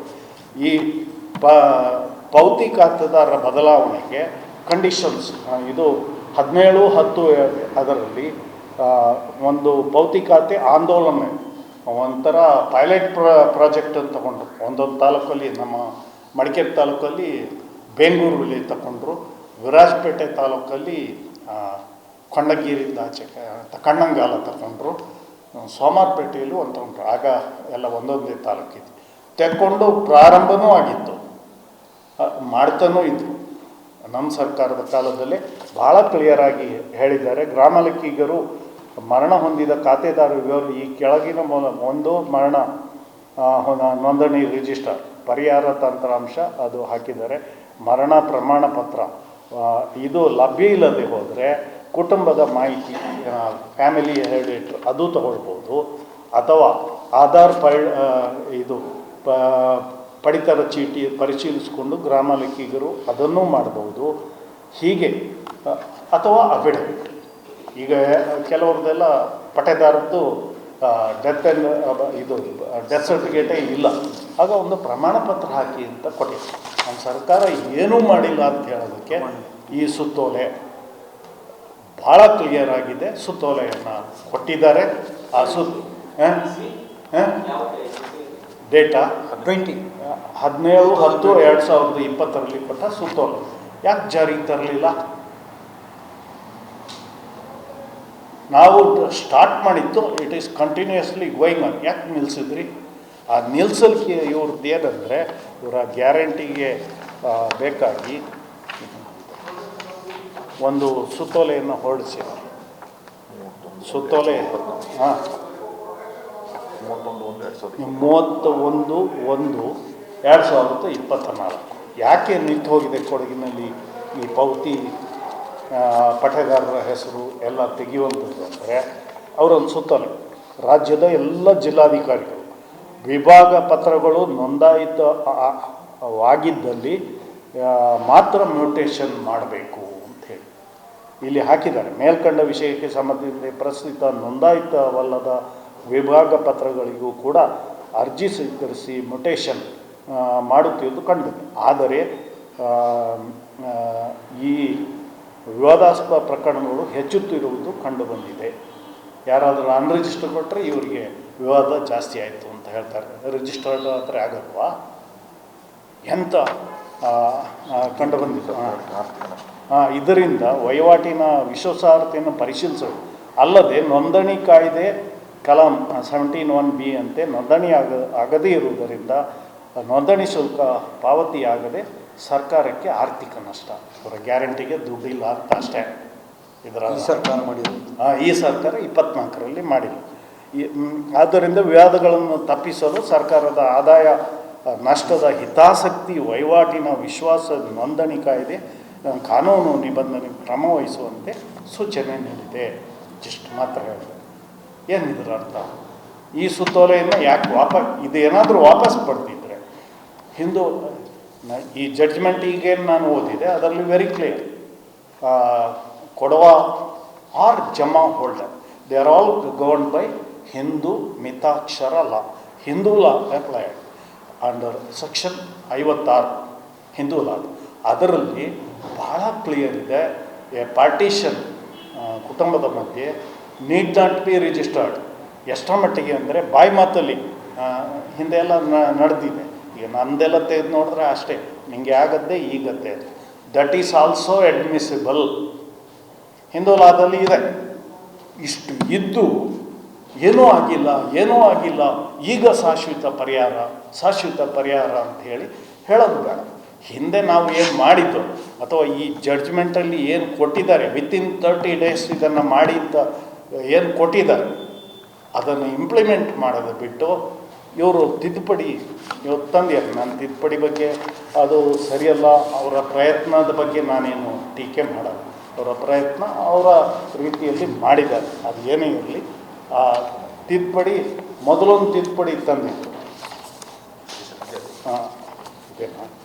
ಆ ತಿದ್ದುಪಡಿಯಲ್ಲಿ 3-4 ಸೆಕ್ಷನ್ಸ್ ಹಾಕಿ ತಿದ್ದುಪಡಿ ಮಾಡಿದ್ರು. ನಾನು ಆ ತಿದ್ದುಪಡಿ ಆದಮೇಲೆ ತರಿಸ್ಕೊಂಡೆ. ನೋಡಿದ್ರೆ ಹಿಂದಿನ ಸ್ಟೇಟಸ್ಗೆ ಹೋಗ್ಬಿಟ್ಟಿತ್ತು. ನಾನು ನೇರವಾಗಿ ಅವರಾಗಿ ನನ್ನನ್ನು ಕನ್ಸಲ್ಟೇಟ್ ಮಾಡಿ ಸೂರ್ಯಾಪೇಟೆ ಶಾಸಕರಿಗೆ ಕೇಳಿದೆ, ಯಾಕೆ ಇಂಥ ತಿದ್ದುಪಡಿ ಬಂತು, ನಿಮಗೆ ಗೊತ್ತಾಗಿಲ್ವ ಅಂತ. ಅವರು ಹೇಳಿದ್ರು, ಈ ನಾನು ಕೊಟ್ಟದ್ದೇ ಒಂದು, ಅವರು ಮಾಡಿದ್ದೇ ಒಂದು. ಅದನ್ನು ಮತ್ತೆ ಸೆಲೆಕ್ಟ್ ಕಮಿಟಿಗೆ ಕೊಟ್ಟರು. ಸೆಲೆಕ್ಟ್ ಕಮಿಟಿಯಲ್ಲಿ ನಮ್ಮ ಎಲ್ಲ ಪಾರ್ಟಿಯವರು ಇದ್ದರು. ಅವರಿಗೆ ಒಂದೇ ಹೇಳಿದ್ದು, ಬಹುಶಃ ಅವರು ನನ್ನ ಗಮನಕ್ಕೆ ಏನು ಇಂಥ ತಿದ್ದುಪಡಿ ತರ್ತೇವೆ, ಇದು ಸರಿ ಇದೆ ಅಂತ ಏನೂ ಕೇಳಲಿಲ್ಲ. ಅದೇನೇ ಇರಲಿ, ಅದು ಅವರ ಚಾಯ್ಸ್. ನಾನು ಅದ್ರ ಬಗ್ಗೆ ಏನೂ ಮಾತಾಡೋಲ್ಲ. ತಿದ್ದುಪಡಿ ಇದು ಮಾಡೋದಕ್ಕೆ ಕೊನೆಗೆ ಮೊನ್ನೆ ಬೆಳಗಾವಿ ಅಧಿವೇಶನದಲ್ಲಿ ಒಂದು ತಿದ್ದುಪಡಿ ತಂದಿದ್ದಾರೆ. ಸೆಕ್ಷನ್ 127 ಒಂದು ಹೊಸ ಕಾಲಮ್ ಸೇರಿಸಿ. ಇದರ ಅವಶ್ಯಕತೆ ಇದೆಯೋ, ರೂಲ್ಸ್ ಏನೂ ಇಲ್ಲ, ಭಾಳ ಸಿಂಪಲಾಗಿ ಬರೆದುಬಿಟ್ಟಿದ್ದಾರೆ. Notwithstanding anything contain in the preceding subsections, the tahsildars of Kodagu district shall on receipt of application or otherwise after following procedure prescribed and after conduct the enquiry as he deems fit make necessary correction deletions land records pertaining to entries transferred to column ಜಮಾಬಂದಿ register 9/12 of the ಇದು ಅಂತ ಹಾಕಿದ್ದಾರೆ. ಈಗ application ಕೊಡೋದು ಸರಿ, ಏನೇನು ಆ application ಜೊತೆಗೆ ಏನು ಕೊಡಬೇಕು? ಒಂದು ಸರ್ಕ್ಯುಲರ್ ಹೊರಡಿಸಿದರೆ ರಿಜಿಸ್ಟರ್ಡ್ ಪಾರ್ಟಿಷನ್ ಡೀಡ್ ಬೇಕು ಅಂತ. ಇಂಡಿವಿಜುವಲ್ ನಿಮಗೆ ಪಟ್ಟ ಬೇಕಂತಂದರೆ ರಿಜಿಸ್ಟರ್ಡ್ ಪಾರ್ಟಿಷನ್ ಡೀಡ್ ತನ್ನಿ. ಸ್ಟ್ಯಾಂಪ್ ಡ್ಯೂಟಿ ಎಷ್ಟೆಷ್ಟು ಮಾಡಿದ್ದಾರೆ ಅಂತಲೂ ಗೊತ್ತು. ಮೊದಲು 250 ರೂಪಾಯಿ ಇದ್ದಿದ್ದಲ್ಲ, 250. ಈಗ ಏನದು ಒಂದು ಶೇರಿಗೆ ಕೊಡಬೇಕು. ಇದರ ಏನು ರೂಲ್ಸ್ ಮಾಡ್ತೇವೆ ಅಂತ ಹೇಳಿದ್ದಾರೆ. Will weight. ಆದರೆ ಈ ರೀತಿ ಜನರನ್ನು ಗೊಂದಲದಲ್ಲಿ ಇಡುವಂಥ ಇದು ಪರಿಸ್ಥಿತಿ ಬೇಡ. ಮುಂದೆ ನಾವೇನು ತಿದ್ದುಪಡಿ ತಂದಿದ್ದೇವೆ ಅದನ್ನು ಕೋರ್ಟು ಭಾಳ ಕ್ಲಿಯರಾಗಿ ಹೇಳಿದೆ. ಏನೇನು ಮಾಡಬೇಕು ಅನ್ನುವಂಥದ್ದು ಎಲ್ಲವನ್ನು ಸ್ಟಡಿ ಮಾಡಿ ನೀವು 30 ದಿವಸದೊಳಗೆ ಕಂಪ್ಲೈ ಮಾಡಿ. 1.5 ವರ್ಷ ಆಗಿ ಯಾಕೆ ಮಾಡಿಲ್ಲ ಅಂತ ನನ್ನ ಪ್ರಶ್ನೆ. ಇದಕ್ಕೆ ಅವರಿಂದ ನಾನು ಉತ್ತರವನ್ನು ನಿರೀಕ್ಷಿಸ್ತೇನೆ. ಈ ಮಾಲೇಟ್ರ ಪೋಯ ಆ್ಯಂಡ್ ಅದರ್ಸ್ 4 ರಿಟ್ ಪಿಟಿಷನ್ ಇದೆ. ಆ ರಿಟ್ ಪಿಟಿಷನಲ್ಲಿ 25 ಜುಲೈ 2024 ಅದರಲ್ಲಿ ಕೊಟ್ಟಂಥ ಡೈರೆಕ್ಷನ್ಸನ್ನು ನೀವು ಯಾಕೆ ಕಂಪ್ಲೈ ಮಾಡಿಲ್ಲ? Is it not content? ಇವರು ವಕೀಲರು ಇದ್ದಾರೆ, ಯಾಕೆ ಅದನ್ನು ಇಂಪ್ಲೈ ಮಾಡಿಲ್ಲ? ಮತ್ತು ಕೋರ್ಟಿಗೆ 2013ರಲ್ಲಿ ಹಾಕಿದ್ರು. ಆಗಲೂ ಇವ್ರದ್ದೇ ಸರ್ಕಾರ ಇತ್ತು. ಒಂದು ಸ್ವಲ್ಪ ಟೈಮ್ ಇವರು ಎಡಿಷನಲ್ ಅಡ್ವೊಕೇಟ್ ಜನರಲ್ ಇದ್ದರು. ಯಾಕೆ ಕೇಸನ್ನು 12 ವರ್ಷ ತಳ್ಳುವಾಗೆ ಆಯಿತು? 13ರಿಂದ 20ರವರೆಗೆ ಅವರೇ ಇದ್ದಿದ್ದು, ಅವ್ರದ್ದೇ ಸರ್ಕಾರ, ಎಲ್ಲರಿಗೂ ಗೊತ್ತಿದೆ. 20 ಯಾಕೆ ಮಾಡಲಿಲ್ಲ? ಈ ಪ್ರಶ್ನೆಗಳಿಗೆಲ್ಲ ಅವರು ಉತ್ತರ ಕೊಡಬೇಕು. ಆಮೇಲೆ ಶಾಶ್ವತ ಪರಿಹಾರ ಆಲ್ರೆಡಿ ಆಗೋಗಿದೆ. ಇದು ನಾವು ಏನು ಅತ್ಯಂತ ಪ್ರಾಮಾಣಿಕವಾಗಿ ನಾವಿಬ್ಬರೇ ಮಾಡಿದ್ದೇವೆ ಅಂತ ನಾವು ಹೇಳ್ಕೊಳ್ಳಲ್ಲ. ಎಲ್ಲ ಕೊಡಗಿನ ಜನತೆಯ ಎಲ್ಲರನ್ನೂ ಸೇರಿಸಿ, ಅದು ಈ ಕೆಲವರು ಇರಲಿಕ್ಕಿಲ್ಲ. ಎ.ಕೆ. ಸುಬ್ಬಯ್ಯನವರಂತೂ ಎಲ್ಲ ಗೈಡ್ಲೈನ್ಸು ಮಾಡಿದ್ದಾರೆ. ನಾನು ಒಬ್ಬರು ಮಾಡಿದ್ದನ್ನು, ರಾಜಕೀಯ ಬೇರೆ, ಮಾಡಿದ್ದನ್ನು ಇಲ್ಲ ಅಂತ ಹೇಳುವ ಸಣ್ಣತನ ನಾವು ತೋರಿಸ್ತೇವೆ. ಅವರು ಗೈಡ್ ಮಾಡಿದ್ದಾರೆ. ಈಗ ಬಹುಶಃ ಈ ಜಡ್ಜ್ಮೆಂಟ್ ಇದ್ದಾಗ ಇವತ್ತು ಸುಬ್ಬಯ್ಯನವರು ಇಲ್ಲ. ಬಹುಶಃ ಅವರು ಇದ್ದಿದ್ದರೆ ಅವ್ರದ್ದು ಒಂದೇ ಒಂದು ಬೇಡಿಕೆ ಇತ್ತು, ನಮಗೆ ಟಿಂಬರ್ ರೈಟ್ ಕೊಡಬೇಕು, ಇಲ್ಲಿ ತಪ್ಪಾಗುತ್ತೆ ಅಂತ ಇದರಲ್ಲಿ ಕೊಟ್ಟಿದ್ದಾರೆ.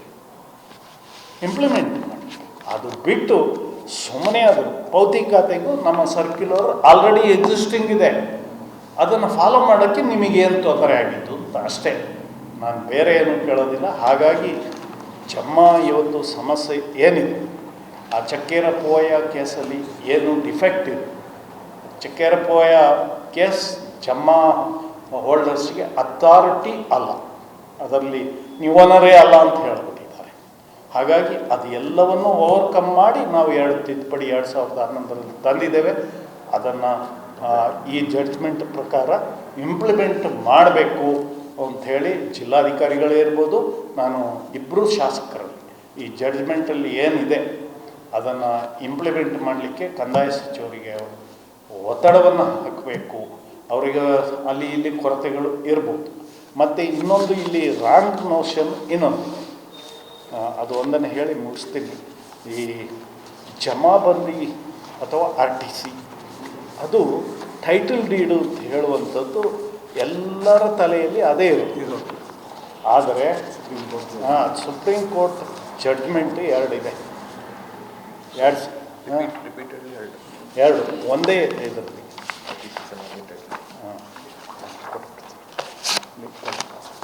RTC not at all document ಅಂತ ಡಿಸಿಷನ್ ಕೊಡ್ತೀನಿ ಈಗಲೇ. ನೋಟಿಸಿಂಗ್ ವರ್ಸಸ್ ಬಲ್ವಂತ್ ಸಿಂಗ್ ಏನೇನೋ ಆದರ್ಸ್ ಅಂತ ಇದೆ. ಇನ್ನೊಂದು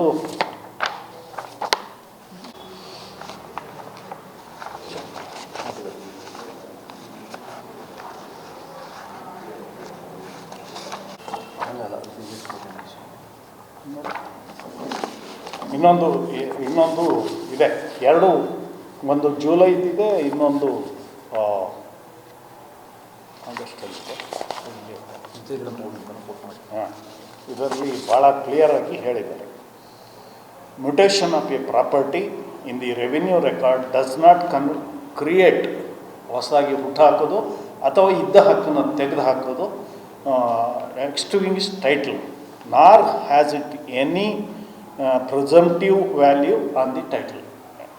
RTC ಇದ್ದುಬಿಟ್ರೆ ನಾನೇ ಓನರ್ ಅಂತ ಎಲ್ಲ ಈಗ ಇವರೆಲ್ಲ ಪ್ರಚಾರ ಮಾಡಿದ್ದು ಹಾಗೆ. RTC ಆದರೆ ಮುಗೀತು ಅಂತ, ಓನರು ಅಂತ ಅಲ್ಲ. ಅದನ್ನು ಕ್ಲಿಯರಾಗಿ ಇದರಲ್ಲಿ ಹೇಳಿದೆ.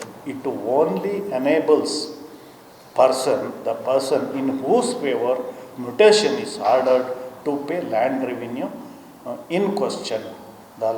ಮತ್ತು ಡಿಸ್ಟ್ರಿಕ್ಟ್ ಜಡ್ಜ್ ಹೋಲಿ ರಾಂಗ್ ಅಂತ ಹೇಳಿ ಸುಪ್ರೀಂ ಕೋರ್ಟ್ ಹೇಳಿದೆ 2007ರಲ್ಲಿ.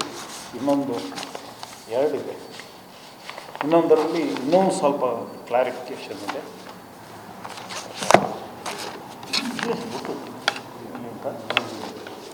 ಅಲ್ಲಿ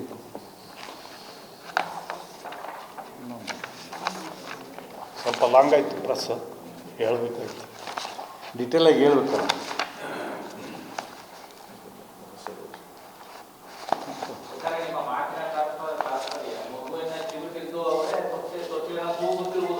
ಅವರೇ ನಾನು ಕಾಂಗ್ರೆಸ್ ಪಕ್ಷದ ಮೇಲೆ ನೇರವಾಗಿ ಹೇಳ್ತೀನಿ. ಇವರು ಕ್ರೆಡಿಟ್ ತಗೊಳ್ಬೇಕು ಅಂತ ಮತ್ತೆ ಮಾಡ್ಕೊಂಡಿದ್ದಾರೆ. ಇನ್ನೊಂದು ಮಾತನ್ನು ಹೇಳಿದ್ದಾರೆ, ನಾನು ತಿದ್ದುಪಡಿ ಮಾಡಿದ್ದರಿಂದ ಕೆಲವರಿಗೆ ಹೊಟ್ಟೆ ಕಿಚ್ಚು ಅವರ ರಾಜಕೀಯ ಭವಿಷ್ಯದ ಬಗ್ಗೆ. ನಾವು ರಾಜಕೀಯ ಚಿಂತನೆ ಮಾಡೋದಾಗಿದ್ದರೆ 2006ರಲ್ಲಿ ಏನು ಹೋರಾಟ ಮಾಡಿದೋ ನಾವೇ ಇದ್ದು, ಅಲ್ಲಿ ಬಸವರಾಜ್ ಇದ್ದರು, ಎಲ್ಲವೂ ನಾವೇ ಇದ್ದು, ಇವರು ನೇತೃತ್ವ ವಹಿಸ್ಕೊಂಡು ನಾವು ಯಾಕೆ ಎಲ್ಲ ಪಾರ್ಟಿಂಗ್ ಮಾಡಿ, ಅದು ಜಯ ಕರಂಬಯ್ಯನವ್ರನ್ನ ಯಾಕೆ ಅಧ್ಯಕ್ಷ ಮಾಡ್ತಿದ್ದೋ? ನಾವು ಮಾಡ್ತಿದ್ದಿಲ್ಲ. ಗಾಡಿಗಳು ವರದಿ ಬಂದಾಗಲೂ ನಾವು ಪಕ್ಷಾತೀತ ಮಾಡಿದ್ದೇವೆ. ಒಳಗಿನ ಸಮಸ್ಯೆ ಅಂದಾಗ ರಾಜಕೀಯ ಬಿಟ್ಟು ಮಾಡಿದ್ದೇವೆ. ಆದರೆ ಅಪ್ಪಿತಪ್ಪಿ ಇವರು ಯಾರನ್ನೂ ಕನ್ಸಲ್ಟ್ ಮಾಡಿಲ್ಲ. ನಾನೇ ಫೋನ್ ಮಾಡಿದ್ದು ಏನಿದು ಅಂತ ಹೇಳಿದಾಗ ಅವರು ಹೀಗೀಗೆ ತಪ್ಪಾಗಿ ಹೋಗಿದೆ, ಅದಕ್ಕೆ ಒಂದು ಸೆಲೆಕ್ಟ್ ಕಮಿಟಿ ಮಾಡಿ ಅಲ್ಲಿ ಕಳಿಸಿದ್ದೇವೆ ಅಂತ. ಆ ಮೀಟಿಂಗಲ್ಲಿ ಸ್ವಲ್ಪ ನಿಮ್ಮ ಪಕ್ಷದವ್ರಿಗೆ ಹೇಳಿದ್ದ ನಾನು ಕಾನ್ಫಿಡೆಂಟ್ಲಿ ನಂಬಿ ಹೇಳಿದೆ. ಏನು ಅಂದರೆ ಅವ್ರೇನು ಹೇಳ್ತಾರೆ ನಾಲೆಜಬಲ್ ಪರ್ಸನ್, ಅದಕ್ಕೆ ನೀವು ಎಸ್ ಅನ್ನಿ ಅಂತ ಏನೋ ಒಂದು ಮಾಡಿದ್ದಾರೆ. ನಾನು ಅದೀಗ ಸರಿ ತಪ್ಪಂತ ಈ ಹಂತದಲ್ಲಿ ಹೇಳೋದಿಲ್ಲ. ಹೀಗಾಗಿದೆ. ಮತ್ತು ಬಿಲ್ ಪಾಸ್ ಮಾಡೋರು ಕೂಡ ಈಗ ಪಟ್ಟೇದಾರ ಅಂತ ರೀತಿಯಲ್ಲಿ ಸಂಬೋಧನೆ ಮಾಡಿದೆ. ಅದು ದೊಡ್ಡ ಅಪಮಾನ ನಮಗೆ ಮಾಡಿರುವಂಥದ್ದು. ಏಜೆಂಟ್ ಅಂದರೆ ಏನೋ ಅರ್ಥ ಬ್ರೋಕರ ಏನು ಮತ್ತೆ ಅದೊಂದು ಗೌರವ ಪಟ್ಟೇದಾರ ಅಂತೇಳಿ ಸಿಗಲಿಲ್ಲ. ಮಾಡಿದ್ರು ಕೂಡ ಡೀಟೇಲ್ಸ್ ನಾವು ಆವತ್ತು ಏನು ಪ್ರಸ್ತಾಪ ಮಾಡಿದ್ದೀವಿ ಅದನ್ನು ಕೂಡ ಕಾಪಿನ ತರಿಸುವಂಥ ವ್ಯವಸ್ಥೆ ಮಾಡಿದ್ದೀವಿ. ಇದು ಕೂಡ ನೋಡ್ಬೋದು.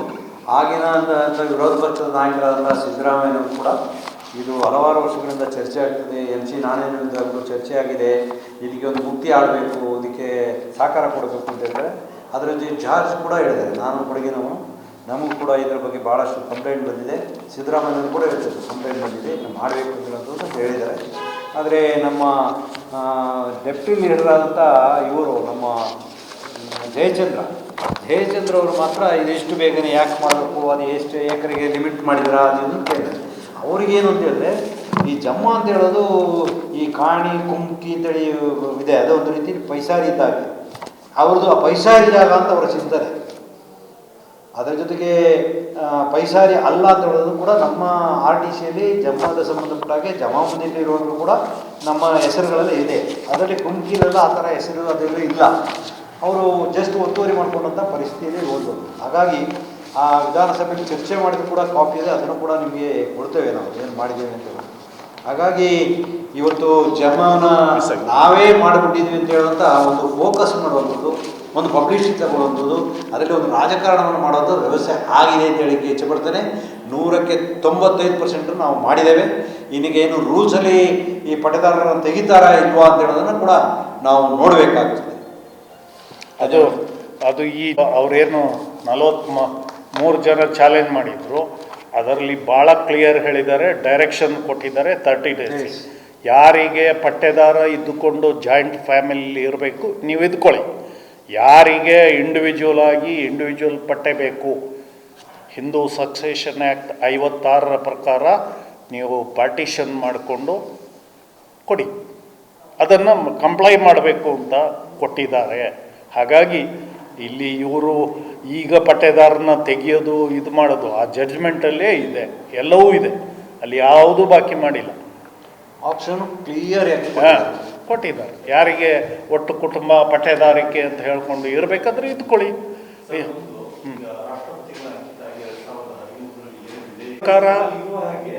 ನಮ್ಮ ಪ್ರಕಾರ ನಾವು ಆ ತಿದ್ದುಪಡಿ ಮಾಡಿದ್ದು ಏನಿದೆ ಅದು ಯಾವುದೇ BJPಯ ಒಪಿನಿಯನ್ ಅಲ್ಲ, ಅಥವಾ ನಮ್ಮ ಇಬ್ಬರದ್ದು ಅಲ್ಲ, ಅಥವಾ ಇಲ್ಲಿಯ ಪಕ್ಷದ್ದಲ್ಲ. ಇಡೀ ಜಿಲ್ಲೆಯ ಜನತೆಯನ್ನು ನಾವು ಒಂದೆರಡು ಮೀಟಿಂಗ್ ಮಾಡಿದ್ದಲ್ಲ, ಹಲವಾರು ಮೀಟಿಂಗ್ಗಳನ್ನು ಎಲ್ಲ ರಾಜಕೀಯ ಮುಖಂಡರನ್ನು ಮತ್ತು ಈ ಜಮದ ಬಗ್ಗೆ ಹಿಂದಿನಿಂದ ಹೋರಾಟ ಮಾಡಿಕೊಂಡೇ ಬಂದಿದ್ದು. ಅದು ಚಕ್ಕೇರ ಪೂವಯ್ಯ ಕೇಸ್ ಇರ್ಬೋದು, AK ಸುಬ್ಬಯ್ಯನವರನ್ನಂತೂ ಹೆಜ್ಜೆ ಹೆಜ್ಜೆಗೂ ಕೇಳಿದ್ದೇವೆ, ಕೇಳದೆ ಏನೂ ಇಲ್ಲ. ಒಂದು ಸ್ವಲ್ಪ ಅಸಹಕಾರ ಇದು ಅಂತ ಹೇಳಿ ಒಂದು ಸ್ವಲ್ಪ ನಮ್ಮ MC ನಾರಾಯಣವರು ಕೊಟ್ಟರು, ನಾನು ಪೂರ್ತಿ ಹೇಳಲ್ಲ. ಅವ್ರಿಗೇನಿತ್ತಂದರೆ ಇದು ಸಾಲಾಗಬಾರ್ದು ಅಂತ. ಯಾಕೆ ಅಂದರೆ ಈ ಮಾತನ್ನು ಯಾಕೆ ಹೇಳ್ತಾ ಇದ್ದೇನೆ ಅಂದರೆ, ಆ ಚಕ್ಕೇರ ಪೂವಯ್ಯ ಕೇಸ್ ಜಡ್ಜ್ಮೆಂಟ್ ಆದಾಗೆ ನಮಗೆ ಹಕ್ಕ ಇಲ್ಲದಂತೆ ಮಾಡಿದ್ರು, ಅದರ ಮೇಲೆ ಅಪೀಲ್ ಹೋಗಬೇಕು ಅಂತ ಹೇಳುವಂಥ ಒಂದು ಇದಿತ್ತು 93 ಇದರಲ್ಲಿ. ಅಪೀಲು ಹಾಕಿಲ್ಲ. ಆಗ ಇವರು ಪ್ರಭಾವಿ ಮಂತ್ರಿಗಳೇ ಇದ್ದರು, ಅಪೀಲ್ ಹಾಕಿಲ್ಲ. ಬಹುಶಃ ಅಪೀಲ್ ಹಾಕಿದರೆ ಇನ್ನೂ ಉಲ್ಟಾಗ್ತದೆ ಅಂತ ಯೋಚನೆ ಮಾಡಿದ್ರು, ಅದು ನಂಗೆ ಗೊತ್ತಿಲ್ಲ. ಏನೂ ಮಾಡಲಿಲ್ಲ. ಹಾಗಾಗಿ ಅದು ಕಾನೂನಾಗಿ ಉಳಿದಿತ್ತು. ಜಮದ ಮೇಲೆ ಹಕ್ಕಿಲ್ಲ. ಸೊಪ್ಪು ತಗೊಳ್ಳಿ, ದನ ಮೇಯಿಸಿ, ಸೌದೆ ತಗೊಳ್ಳಿ, ಇಷ್ಟೇ ನಮಗೆ ಹಕ್ಕು. ಅದನ್ನು ತೆಗೆದುಹಾಕಬೇಕು ಅಂತ ಇದೇನು ಸುಮ್ಮನೆ BJP ನಾವು ಪ್ರಣಾಳಿಕೆಯಲ್ಲಿ ಹೇಳಿದ್ದೆವು ಜಮಾ ಸಮಸ್ಯೆ ಇತ್ಯರ್ಥ ಮಾಡ್ತೇವೆ ಅಂತ. ಎಲ್ಲರನ್ನೂ ಸೇರಿಸಿ ಮಾಡಿದಂಥ ತಿದ್ದುಪಡಿಗಳು ಅದು ಎರಡೇ ಸಿಂಪಲ್ಲಾಗಿ ಮಾಡಿದ್ದೇವೆ. ಒಂದು ಕಂದಾಯ ಕೊಡುವಂಥದ್ದು, ಇನ್ನೊಂದು ಇದು. ಮತ್ತು ಜನರಲ್ಲಿ ನಾನು ಮತ್ತೆ ಮತ್ತೆ ಹೇಳ್ತೇನೆ, ಮಿಯರ್ RTC ಆದ ತಕ್ಷಣ ನಾನು ಓನರ್ ಅಲ್ಲ. ಓನರ್ ಹೇಗೆ ಬಂತು? ಒಂದು ಪಾರ್ಟಿಷನ್ ಡೀಡ್ ಅಥವಾ ವಿಲ್ಲು ಅಥವಾ ಗಿಫ್ಟ್ ಡೀಡ್ ಏನಾದರೂ ಒಂದು ಬೇಕಲ್ಲ, ಅದು ಇದ್ದರೆ ಮಾತ್ರ ಟೈಟಲ್. ಅದನ್ನು ಕ್ಲಿಯರಾಗಿ ಹೇಳಿದ್ದಾರೆ. ಜಮಾಬಂದಿ ಅನ್ನೋದು ಬರೀ ಕಂದಾಯ ಇದು ಮಾಡಲಿಕ್ಕೆ it is A fiscal document ಅಂತ ಹೇಳಿದೆ. ಸುಪ್ರೀಂ ಕೋರ್ಟು 2 ಕೇಸಲ್ಲಿ ಹೇಳಿದೆ. ಒಂದನ್ನು ಇದು ಮಾಡಿದೆ, ಒಂದೆಲ್ಲೋ ಮಿಸ್ ಆಯಿತು. ಇದು ವಾಸ್ತವಾಂಶ. ಇನ್ನಾದರೂ ಸುಮ್ಮನೆ ಜನತೆಗೆ ಹೋದಲ್ಲಿ ಎಲ್ಲ ಜನರು ಅಷ್ಟೇ ಏನೂ ತಿಳ್ಕೊಳ್ಳೋದಿಲ್ಲ. ಜಮಾ ಇಶ್ಯೂ ಸಾಲ್ವ್ ಆಯಿತು. ಏನು ಸಾಲ್ವ್ ಆಯಿತು? ಇಲ್ಲಿ ಒಂದು ಕಡೆ ನೀವು ಅನ್ರಿಜಿಸ್ಟರ್ಡ್ ಡಾಕ್ಯುಮೆಂಟ್ಲಿ ಮಾಡಬೇಡಿ ಅಂತ ಹೇಳಿದ್ರು, ಬಹುತೇಕರು ಮಾಡಿದ್ದಾರೆ. ಯಾಕೆ? ಅದು ಹಿಂದೂ ಸಕ್ಸೆಷನ್ ಆ್ಯಕ್ಟಿಗೆ ವಿರೋಧವಾದಂಥ ಸುತ್ತೋಲೆ. ವಾಪಸ್ ತಗೊಳ್ಳಿ. ನಾನು ಒತ್ತಾಯ ಮಾಡ್ತೇನೆ ಕಂದಾಯ ಸಚಿವರಿಗೆ, ನೀವು ಪಠೇದಾರರ ಬಗ್ಗೆ ಏನೋ ಮಾತಾಡ್ಬಿಡ್ತಿದ್ರೆ, ತಿಳುವಳಿಕೆ ಇದ್ದು ಮಾತಾಡಿದ್ರೋ ಇಲ್ಲದೆ ಮಾತಾಡಿದ್ರೋ, ಪಠೇದಾರಿಕೆ ಅನ್ನುವಂಥದ್ದು ಎಲ್ಲರಿಗೂ ಗೊತ್ತಿದೆ. ಪಠೇದಾರರು ಅಂದರೆ ಬರೀ ಲ್ಯಾಂಡಿಗೆ ಮಾತ್ರನ. He is the head of the family. ಎಲ್ಲ ಹಿಂದೂ ಸಮಾಜದಲ್ಲಿ ಇದೆ. ಅವರ ಹೆಸರಲ್ಲೇ ಮದುವೆ, ಇನ್ನು ಯಾವುದೇ ಕುಟುಂಬದ ಕಾರ್ಯಕ್ರಮಗಳು ಆಗುವಂಥದ್ದು ಅದು ಕಷ್ಟಮ. ಇದು ಅದೊಂದು ಗೌರವ, ಕುಟುಂಬದ ಗೌರವ ಅಷ್ಟೇ. ಅದನ್ನು ಬ್ರಿಟಿಷರು ಮಾಡಿದ್ದು ಅಂದ್ಬಿಟ್ರೆ, ಬ್ರಿಟಿಷರು ನನಗೆ ಗೊತ್ತಿಲ್ಲ ಅದು ಎಷ್ಟರ ಮಟ್ಟಿಗೆ ಸತ್ಯ ಅಂತ. 2 ಪೋಸ್ಟ್ ಅಂತೂ ಇತ್ತು. ಒಂದು ಪಟೇಲಗಾರಿಕೆ, ಬಹುಶಃ ಅದು ಇರ್ಬೋದೋ ಏನು, ನಾನು ಅಥೆಂಟಿಕ್ಕಾಗಿ ನಾನು ಹೇಳಲ್ಲ.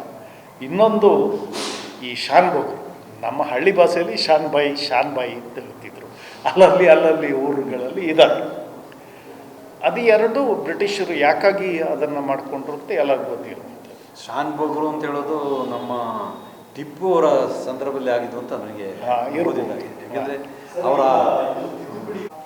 ಯಾವುದು ಅವ್ರ ಬಹುಶಃ ನನಗನ್ನಿಸುತ್ತೆ ಈ ಜಡ್ಜ್ಮೆಂಟ್ ಪ್ರಕಾರ ಅವ್ರು ಹಾಕಿದ ರಿಟ್ ಪಿಟಿಷನ್ ವಜಾ ಆದಮೇಲೆ ಮತ್ತು ಅದರಲ್ಲಿ ಕೊಟ್ಟ ಡೈರೆಕ್ಷನ್ ಏನಿದೆ, ಕಂಪ್ಲೈ ಮಾಡಬೇಕು ವಿತ್ ಆಲ್ ಡೀಟೇಲ್ಸ್, ಎಲ್ಲ ಟಿಂಬರ್ ರೈಟ್ ಇನ್ನೊಂದು ಎಲ್ಲ ಹೇಳಿದ್ದಾರೆ. ಅದು ಸರ್ಕ್ಯುಲರ್ ಇಶ್ಯೂ ಮಾಡಬೇಕು ಅಂತ ಹೇಳಿದ್ದಾರೆ. ಅದನ್ನು ಮಾಡಿದರೆ ಸಾಕಿತ್ತು. ಇದರ ಅಗತ್ಯತೆ ನನಗೇನು ಕಂಡು ಬರ್ತಾ ಇಲ್ಲ. ಅವ್ರದ್ದೇ ಆದ ಥಿಂಕಿಂಗ್ ಇದೆ. ಆಗಲಿ, ಮಾಡಲಿ, ಆದಷ್ಟು ಬೇಗ ಮಾಡಲಿ. ಆದರೆ ಈ ಜಡ್ಜ್ಮೆಂಟಿಗೆ ತದ್ವಿರುದ್ಧವಾಗಿ ಯಾವುದು ಬರಬಾರ್ದು. ಅದಕ್ಕೆ ಇನ್ನೊಂದು ನನ್ನ ಒತ್ತಾಯ, ಇದು ಬಹುಶಃ ನಮ್ಮ ಪಕ್ಷದ ಒತ್ತಾಯವೇ.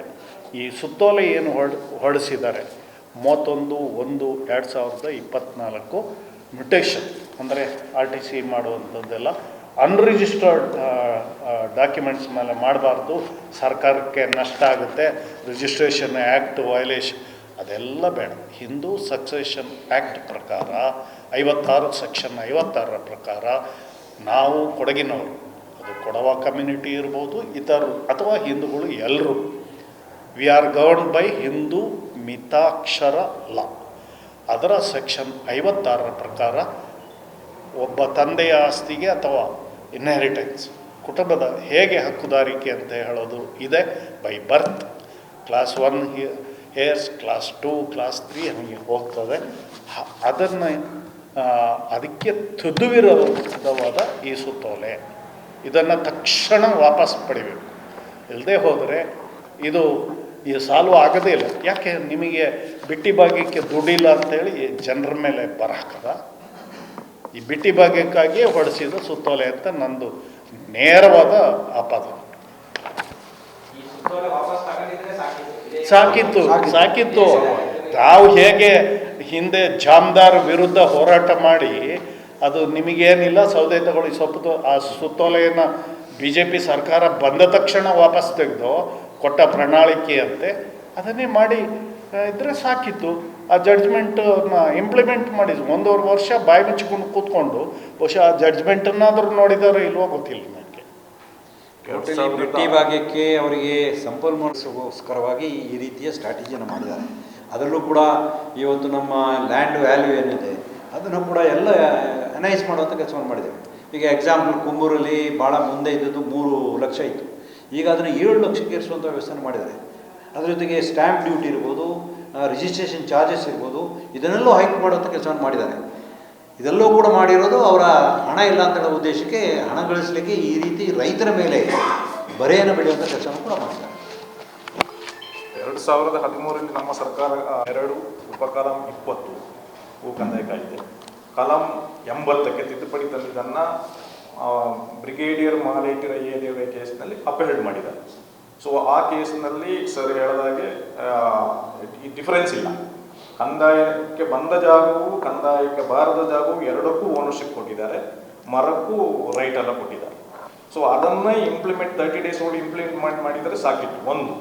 ಎರಡನೇ, ಈ ಸರ್ಕ್ಯುಲರ್ ಬರುವಲ್ಲಿವರೆಗೆ ಏನು ಇಶ್ಯೂ ಮಾಡಿದ್ದಾರೆ ಅದಕ್ಕಿಂತ ಹಿಂದೆ 12/5/1999ರಲ್ಲಿ ಒಂದು ಸುತ್ತೋಲೆ ಇತ್ತು ಕರ್ನಾಟಕ ಸರ್ಕಾರ. ಅದರ ಪ್ರಕಾರ ಒಂದು ಶೇರಿಗೆ 250 ರೂಪಾಯಿಯಂತೆ ಸ್ಟ್ಯಾಂಪ್ ಡ್ಯೂಟಿ ಕಟ್ಟಿಸ್ಕೊಂಡು ಅನ್ರಿಜಿಸ್ಟರ್ಡ್ ಡಾಕ್ಯುಮೆಂಟ್ ಮೇಲೆ ವರ್ಗಾವಣೆ ಮಾಡ್ತಾ ಬರ್ತಾ ಇತ್ತು. ಯಾವುದೂ ತೊಂದರೆ ಇದ್ದಿಲ್ಲ. ಈ ಯಾವಾಗ 31/1/2024ರಂದು ಸರ್ಕಾರಕ್ಕೆ ಆರ್ಥಿಕ ನಷ್ಟ ಆಗ್ತಿದೆ ಅಂತೇಳಿ ರಿಜಿಸ್ಟ್ರೇಷನ್ ಕಂಪಲ್ಸರಿ ಮಾಡಿದ್ರು, ಅಲ್ಲಿಂದ ನಮಗೆ ತೊಂದರೆ ಸ್ಟಾರ್ಟ್ ಆಗಿದೆ. ಅದಕ್ಕೆ ಈ ನಮ್ಮ ಕಡೆಯಿಂದ ಸರ್ ಹೇಳೋದು ಏನು ಒತ್ತಾಯ ಏನಂದರೆ, ತಕ್ಷಣದಿಂದ ಈ ಸರ್ಕ್ಯುಲರನ್ನು ವಿತ್ಡ್ರಾ ಮಾಡಬೇಕು. 31/1/2024 ವಿತ್ಡ್ರಾ ಮಾಡಿದರೆ ಈ ಹಿಂದೆ ಎಲ್ಲೋ ಇಂಡಿವಿಜುವಲ್ ಆರ್ಟಿಸನ್ ಮಾಡ್ತಾ ಬರ್ತಾ ಇತ್ತು. ಸೊ ಈಗ ಸ್ಟಾಪ್ ಆಗಿದೆ. ಸೊ ಇನ್ನು ಈ ಅಮೆಂಡ್ಮೆಂಟು ಅಷ್ಟು ಸ್ಪಷ್ಟತೆ ಇಲ್ಲ, ಬಟ್ ರೂಲ್ ಫ್ರೇಮ್ ಮಾಡಿದಾಗ ಏನು ಸ್ಪಷ್ಟತೆ ಗೊತ್ತಾಗುತ್ತೆ. ಸೊ ನನಗೆ ಅನಿಸುತ್ತೆ ಅವರು ಭೂಕಂದಾಯ ನಿಯಮಕ್ಕೆ ರೂಲಿಗೆ ಏನಿದೆ 38ಕ್ಕೂ ಕೂಡ ಅವರು ಅಮೆಂಡ್ಮೆಂಟ್ ತರಬೇಕಾಗುತ್ತೆ. ಇದರಲ್ಲಿ ಸ್ಪಷ್ಟತೆ ಇಲ್ಲ. ಈಗ ನಮಗೆ ನೋಡಿ ಕೊಡಗಿನಲ್ಲಿ 2 ಸಮಸ್ಯೆಗಳು. ಒಂದು, ಪಟ್ಟೆದಾರ ಹೆಸರಿನ ಜೊತೆ ಕಲ್ಟಿವೇಟರ್ ಹೆಸರು ನಿಂತ್ಕೊಂಡಿದೆ. ಕಂದಾಯಕ್ಕೆ ಬರದಿದ್ರು ಓನರ್ಶಿಪ್ ಇದೆ. ಸೊ ಪಟ್ಟೆದಾರನ ಅಂಥ ಸಂದರ್ಭ RTCಯಿಂದ ಪಟ್ಟೆದಾರನ ಯಾವ ರೀತಿ ತೆಗಿಬೇಕು ಅಂತೇಳಿ ಸ್ಪಷ್ಟತೆ ಇದರೊಳಗಿಲ್ಲ. ಒಂದು. ಇನ್ನೊಂದು, ಕಂದಾಯಕ್ಕೆ ಬಾರದ ಜಾಗ ಪಟ್ಟೆದಾರ ಹೆಸರಿನಲ್ಲಿ ಮಾತ್ರ ಇರುತ್ತೆ. ಎಕ್ಸಾಂಪಲ್ 10 ಎಕರೆಯಲ್ಲಿ 2 ಎಕರೆಯನ್ನು ಮಾತ್ರ ಕಲ್ಟಿವೇಟರ್ ಕೃಷಿ ಮಾಡಿರ್ತಾರೆ. ಆ 2 ಎಕರೆಗೆ ಕಂದಾಯ ನಿಗದಿ ಮಾಡಲೇಬೇಕು. ಆ ತಿದ್ದುಪಡಿ ಪ್ರಕಾರ ಆಟೋಮೆಟಿಕ್ ನಿಗದಿ ಆಗಲೇಬೇಕು. ಮಿನಿಮಮ್ ಕಂದಾಯ ನಿಗದಿ ಆಗಬೇಕಿತ್ತು, ಮಾಡಲಿಲ್ಲ, ಇಲ್ಲಿವರೆಗೆ ಮಾಡಲಿಲ್ಲ ಸೆಕ್ಷನ್ 8 ತಿದ್ದುಪಡಿ ಪ್ರಕಾರ. ಸೊ ಅಂಥ ಸಂದರ್ಭದಲ್ಲಿ ಆ 2 ಎಕರೆಯನ್ನು ಹೊರತುಪಡಿಸಿ ಮಾಡಲಿಕ್ಕೆ, ಇಂಡಿವಿಜುವಲ್ ಹೆಸರಿಗೆ ಮಾಡಲಿಕ್ಕೆ ಸ್ಪಷ್ಟತೆ ಇದರಲ್ಲಿಲ್ಲ. ಇದರಲ್ಲಿ ಏನು ಹೇಳಿದರೆ, ತಹಸೀಲ್ದಾರ್ ಅವರಿಗೆ ಅರ್ಜಿ ಕೊಡಬೇಕು, ಅವರು ಅದನ್ನು ವಿಚಾರಣೆ ಮಾಡ್ತಾರೆ ಅಂತೇಳಿ. ಸೊ ಇದು ಯಾವುದರ ಸ್ಪಷ್ಟತೆ ಇಲ್ಲ. ಸೊ ನೋಡುವ, we have to wait and see. ರೂಲ್ಗೆ ಏನು ತಿದ್ದುಪಡಿ ತರ್ತಾರೆ ಅಂತೇಳಿ ಅದರ ಮೇಲೆ ಡಿಪೆಂಡ್ ಆಗುತ್ತೆ. ಅದರಲ್ಲಿ ಸ್ಪಷ್ಟತೆ ಬೇಕಾಗುತ್ತೆ, ಅಕೌಂಟಬಿಲಿಟಿ ಫಿಕ್ಸ್ ಮಾಡಬೇಕಾಗುತ್ತೆ. ಈಗ ಮೊದಲು ನಮ್ಮ ಕೊಡಗಿನಲ್ಲಿ CRC ಅನ್ನು ಮಾಡ್ತಾಯಿದ್ರು.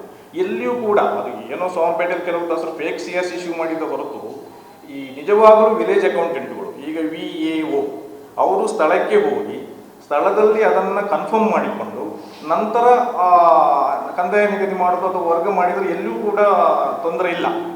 ಸೊ ಅಕೌಂಟಬಿಲಿಟಿ ಫಿಕ್ಸ್ ಆಗಬೇಕು. ಎಲ್ಲಿ ಕಂದಾಯ ಇಲಾಖೆಯಲ್ಲಿ ವಿಲೇಜ್ ಅಕೌಂಟೆಂಟ್ ಫಿಕ್ಸ್ ಆಗಬೇಕು. ಈಗ VAO ಗ್ರಾಮ ಆಡಳಿತಾಧಿಕಾರಿ, ಕಂದಾಯ ನಿರೀಕ್ಷರಿಗೂ ಅಕೌಂಟಬಿಲಿಟಿ ಫಿಕ್ಸ್ ಆಗಬೇಕು, ತಹಸೀಲ್ದಾರ್ ಅವರಿಗೂ ಅಕೌಂಟಬಿಲಿಟಿ ಫಿಕ್ಸ್ ಆಗಬೇಕು. ಇನ್ನು ಸರ್ವೆ ಇಲಾಖೆ ಬಂದಾಗ ಬೈಫರ್ಗೇಷನ್ ಮಾಡಬೇಕಾದ್ರೆ 10 ಎಕರೆನ 2 ಎಕರೆ ತೆಗಿಬೇಕಾದ್ರೆ ಸರ್ವೆ ಆಗಬೇಕು. ಅಲ್ಲಿ ಸರ್ವೇಯರು ADLR. ಸೊ ಇಷ್ಟು ಅಧಿಕಾರಿಗಳ ಮೇಲೆ ಅಕೌಂಟಬಿಲಿಟಿ ಫಿಕ್ಸ್ ಆದರೆ 99 ಭಾಗ ಸಾಲ್ವ್ ಆಗುತ್ತೆ. ಸೊ ಮೇನ್ ಈಗ ನಾನು ಹೇಳ್ತಾರೆ ಅಂದರೆ ಆ ಸರ್ಕ್ಯುಲರ್ 31/24 ತಕ್ಷಣ ನೀವು ಹಿಂಪಡಿಬೇಕು. ನಂತರ ಹೇಗೂ ಅಮೆಂಡ್ಮೆಂಟ್ ತಂದಿದ್ದಾರೆ, ಕಲಂ 127(4) ಆ್ಯಡ್ ಮಾಡಿದ್ದಾರೆ. ಬಟ್ ಅದರಲ್ಲಿ ಅಷ್ಟು ಸ್ಪಷ್ಟತೆ ಪಟ್ಟೆದಾರರನ್ನು ಯಾವ ರೀತಿ ತೆಗಿಬೇಕು, ಏನು ಮಾಡಬೇಕು ಅಂತಿಲ್ಲ. ಸೊ ಇಲ್ಲಿ ಇದನ್ನು ಏನಾಗಿದೆ ಅಂದರೆ, ಎಲ್ಲರೂ ತಹಸೀಲ್ದಾರ್ಗೆ ಅರ್ಜಿ ಕೊಡ್ತಾರೆ, ಅಲ್ಲಿಗೆ ತಕರಾರುಗಳು ಸ್ಟಾರ್ಟ್ ಆಗುತ್ತೆ.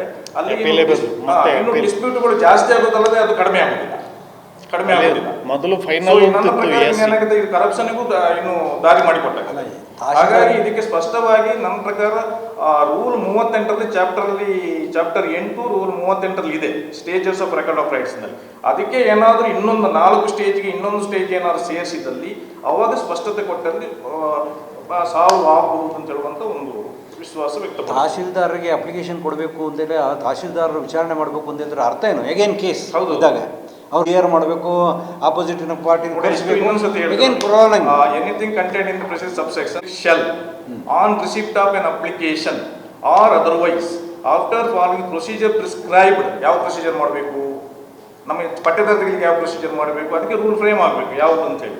And after conduct of enquiry as he deems fit. ಪ್ರಶ್ನೆಗೆ ಅಧಿಕಾರ ಕೊಟ್ಬಿಟ್ರೆ ಏನಾಗುತ್ತೆ?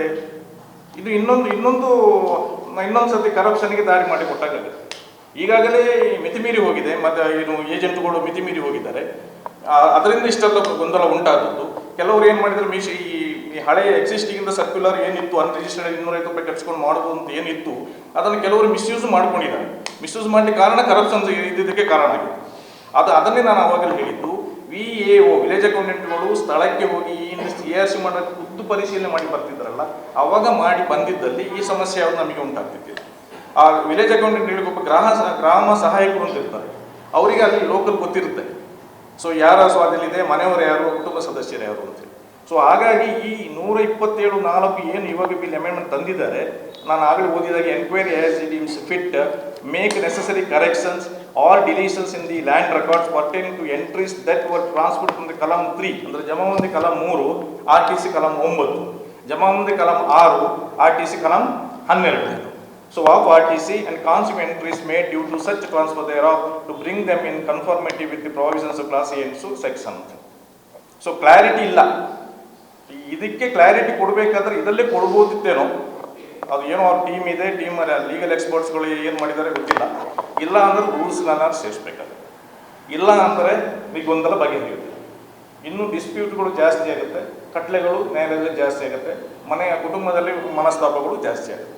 ಮತ್ತೆ ಅಪೀಲೇಬಲ್ ಅಂತ ಬೇರೆ ಮಾಡಿದ್ದಾರೆ. ಅಪೀಲೇಬಲ್ ಕೊಟ್ಟಿದ್ದಾರೆ,